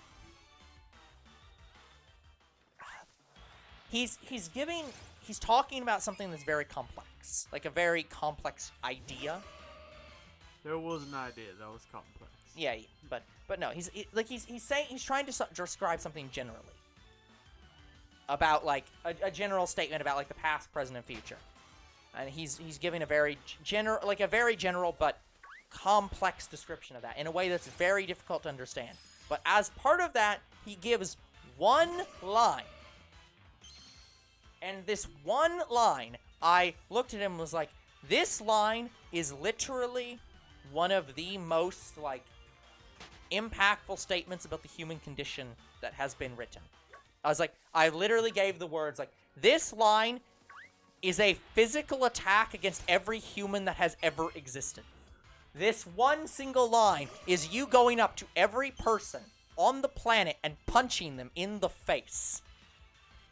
And it will do so for all of time. Like, it's like, and it might not even, like, if I said it, it probably wouldn't even feel that impactful to those people. But it's like, it is a line that just literally slaps you in the face. Because it is describing something that every single person does.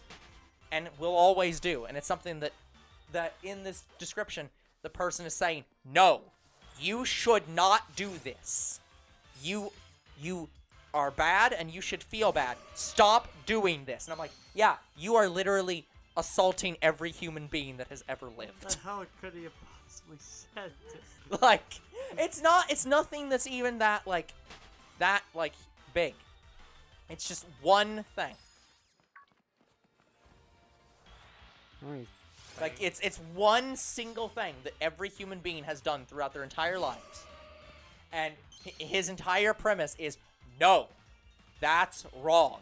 The only thing I can think of is something related to sex or something. No. Like, you're thinking too concrete an idea. This is something that's very broad. It's like, it's a fundamental concept. Like, okay. Like, saying something like LGBT is, like, wrong or something. That's too specific. It's not anything like that. It is just it's a very wispy concept that, when said, is like, oh, shit, I've done that. Fuck. Like, it's one of those things. Like, it's the equivalent of saying, like, you know, you shouldn't get mad at people for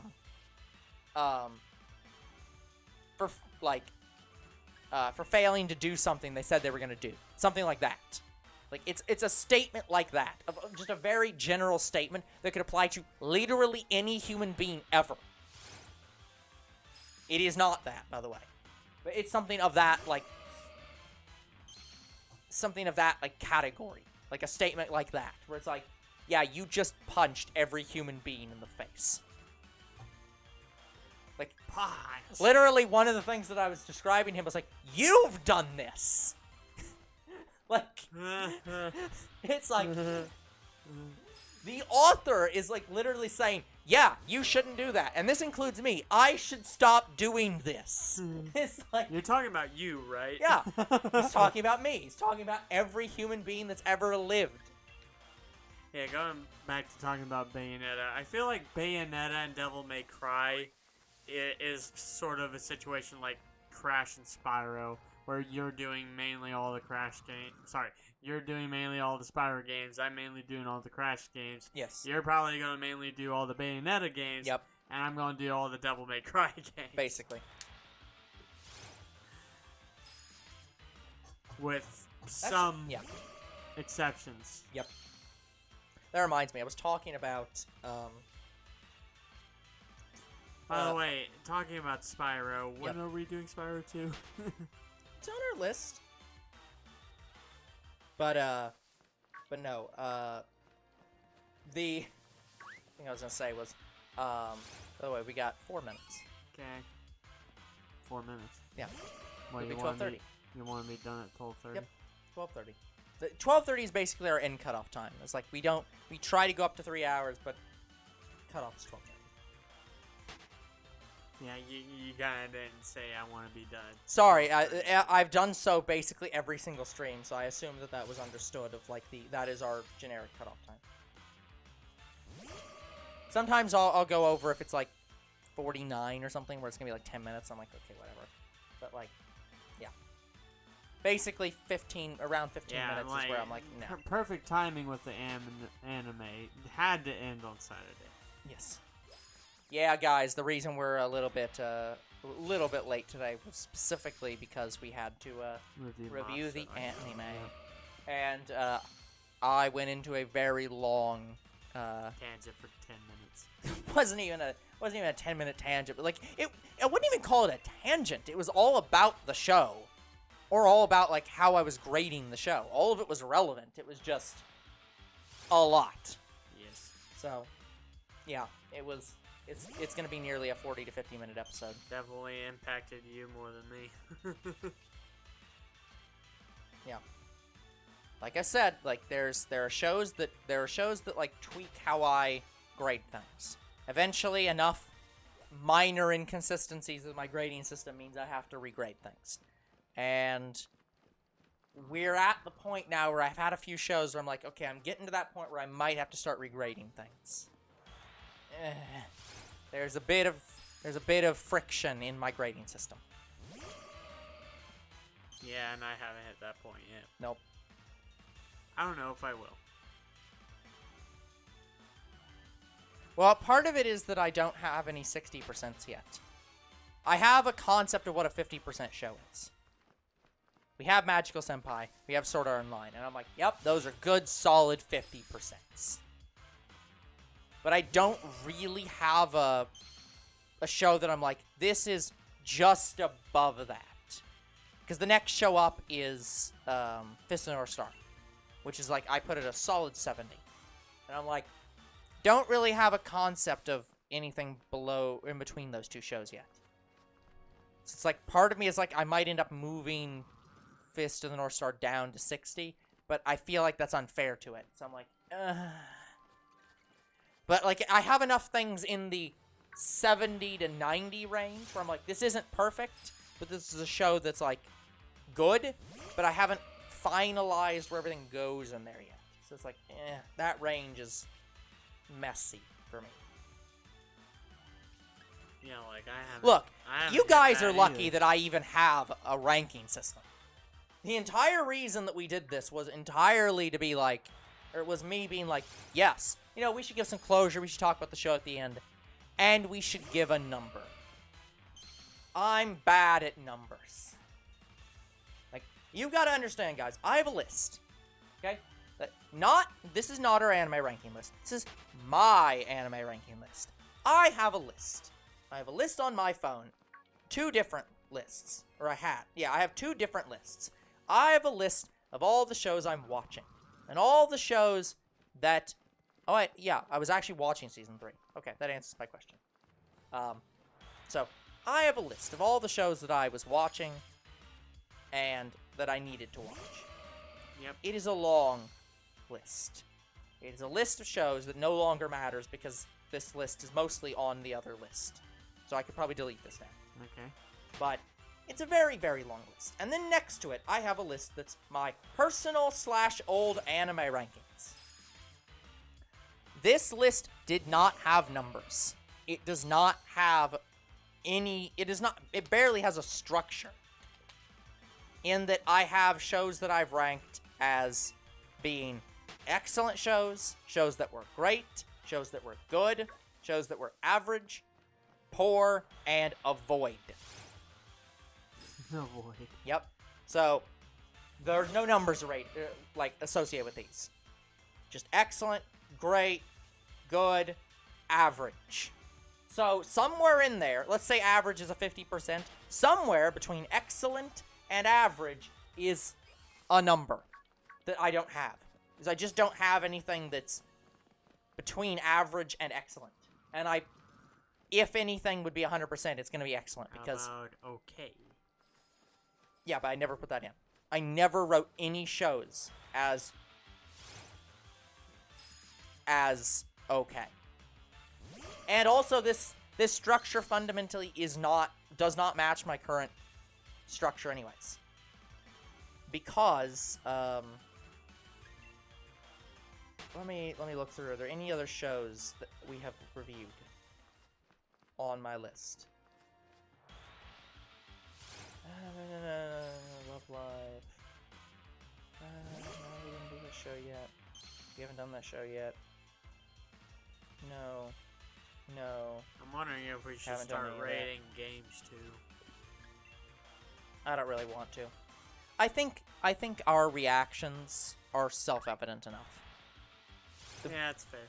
The more angry we get, the more, like, we probably didn't enjoy the show. Or the game. Well, I mean, games have angry moments, but you're not angry through the entire game. Fair. Like me with Arceus. Tornadus, Thunders, Landers, and Namorous.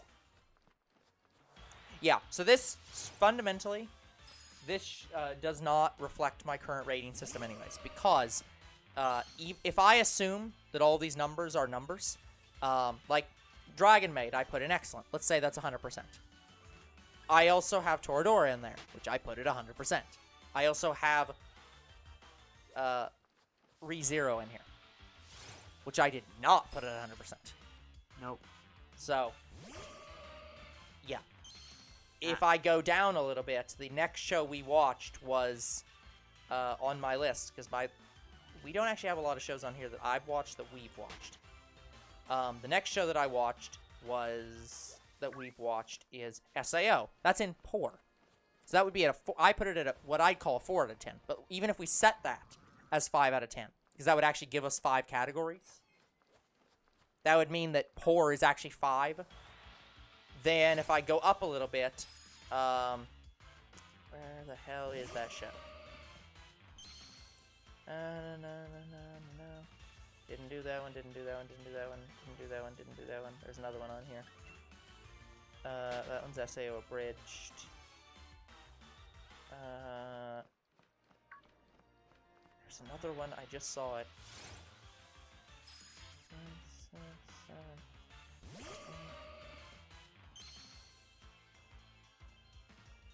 9. Wait, hold on, I need to recount this.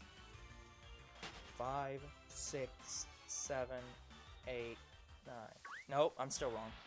10, 9, 8, 7, 6. Yeah, I'm still missing a category. Because there is no 10 still. So, SAO would be at a 60% then. Instead of a 50%. Okay. So, either SAO is at a 40% and average is 50, or I go down linearly and SAO is actually at a 60%, which is not true either. I know there's another show on here that we've watched. Yeah, I'm not sure if I've ever been terrible with numbers. That's the numbers I have for the animes. Pretty much gonna Also, I have stay the same. Yeah. Also, I have SAO abridged at a good, which I fundamentally don't agree with. Hell, I have interspecies reviewers in good, and I don't agree with that either. Like, when would you like me to start? Give me a second. I'm trying to find the show I just missed that I can't find. Gretzico, Love Live, Squid What the Girl, fuck was that noise? Musume.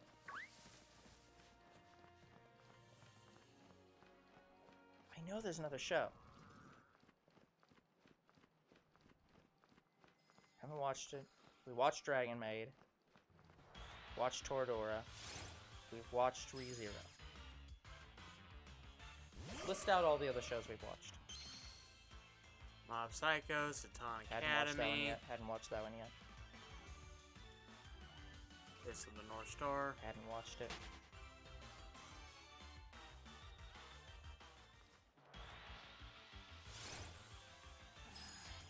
Season 1 and 2, Dragon Maid, ReZero, Watched that one. Watched that SAO. one. Yep.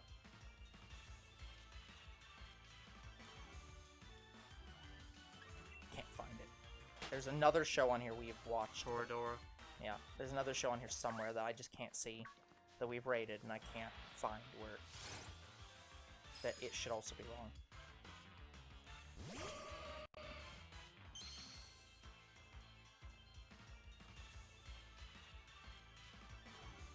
I also just straight up don't rate. I have in here Naruto and Dragon Ball, and I refuse to rate them. JoJo. No, I hadn't watched it yet.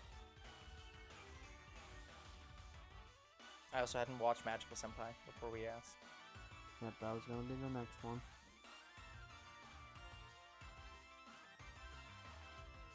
Is there any other shows that I had watched beforehand? We listed them all. That's all of them? Yeah. Okay. I swear there was another one I just saw that Nope. I was like, that I can't remember what I was thinking.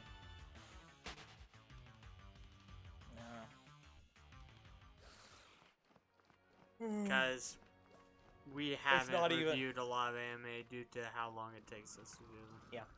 Well, because you got to remember, it takes us at minimum 6 weeks to do a show. That's assuming it's a 12-episode show. Minimum is 6 weeks. But yeah, we can stop whenever. Alright guys, after this Snom, I'll do the next 3. And then we'll be done for the night.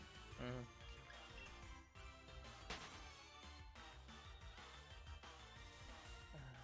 It's gonna kill me when we finally watch The Promised Everland. Because Season 2 is gonna fuck me over. All I know about The Promised Neverland is there was a Ginger as the lead character, I believe. Yes, she's great. That's the only one I know about. Yep. All I know... Okay, I've watched half of it. All I know is that the second season pissed everyone off to the point where people have said there is no second season. And I'm just like, oh god, what did they do? Probably killed her off. Doubtful. But I could see that would piss But a lot of people off. yes. That is the level of pissed off people I've have, but I don't know why. I Right. just know they are pissed off. And the last And I have Snom, intentionally not looked it up. the last Snom was not shiny. And I have paused the timer, so as soon as I run, I will begin to end the episode. When I run. Yeah. Okay, guys, so that is going to be it for today's episode. We didn't go full 3 hours, but that's because we had to review an anime, but that's okay. So like and subscribe to YouTube and Twitch commentary videos. We Yep, do there's read them. Anna. Follow on Twitch. We are at 1,716 encounters, 16 hours, and we will see you guys in the next Shiny Hunt. Goodbye. Good night, everyone!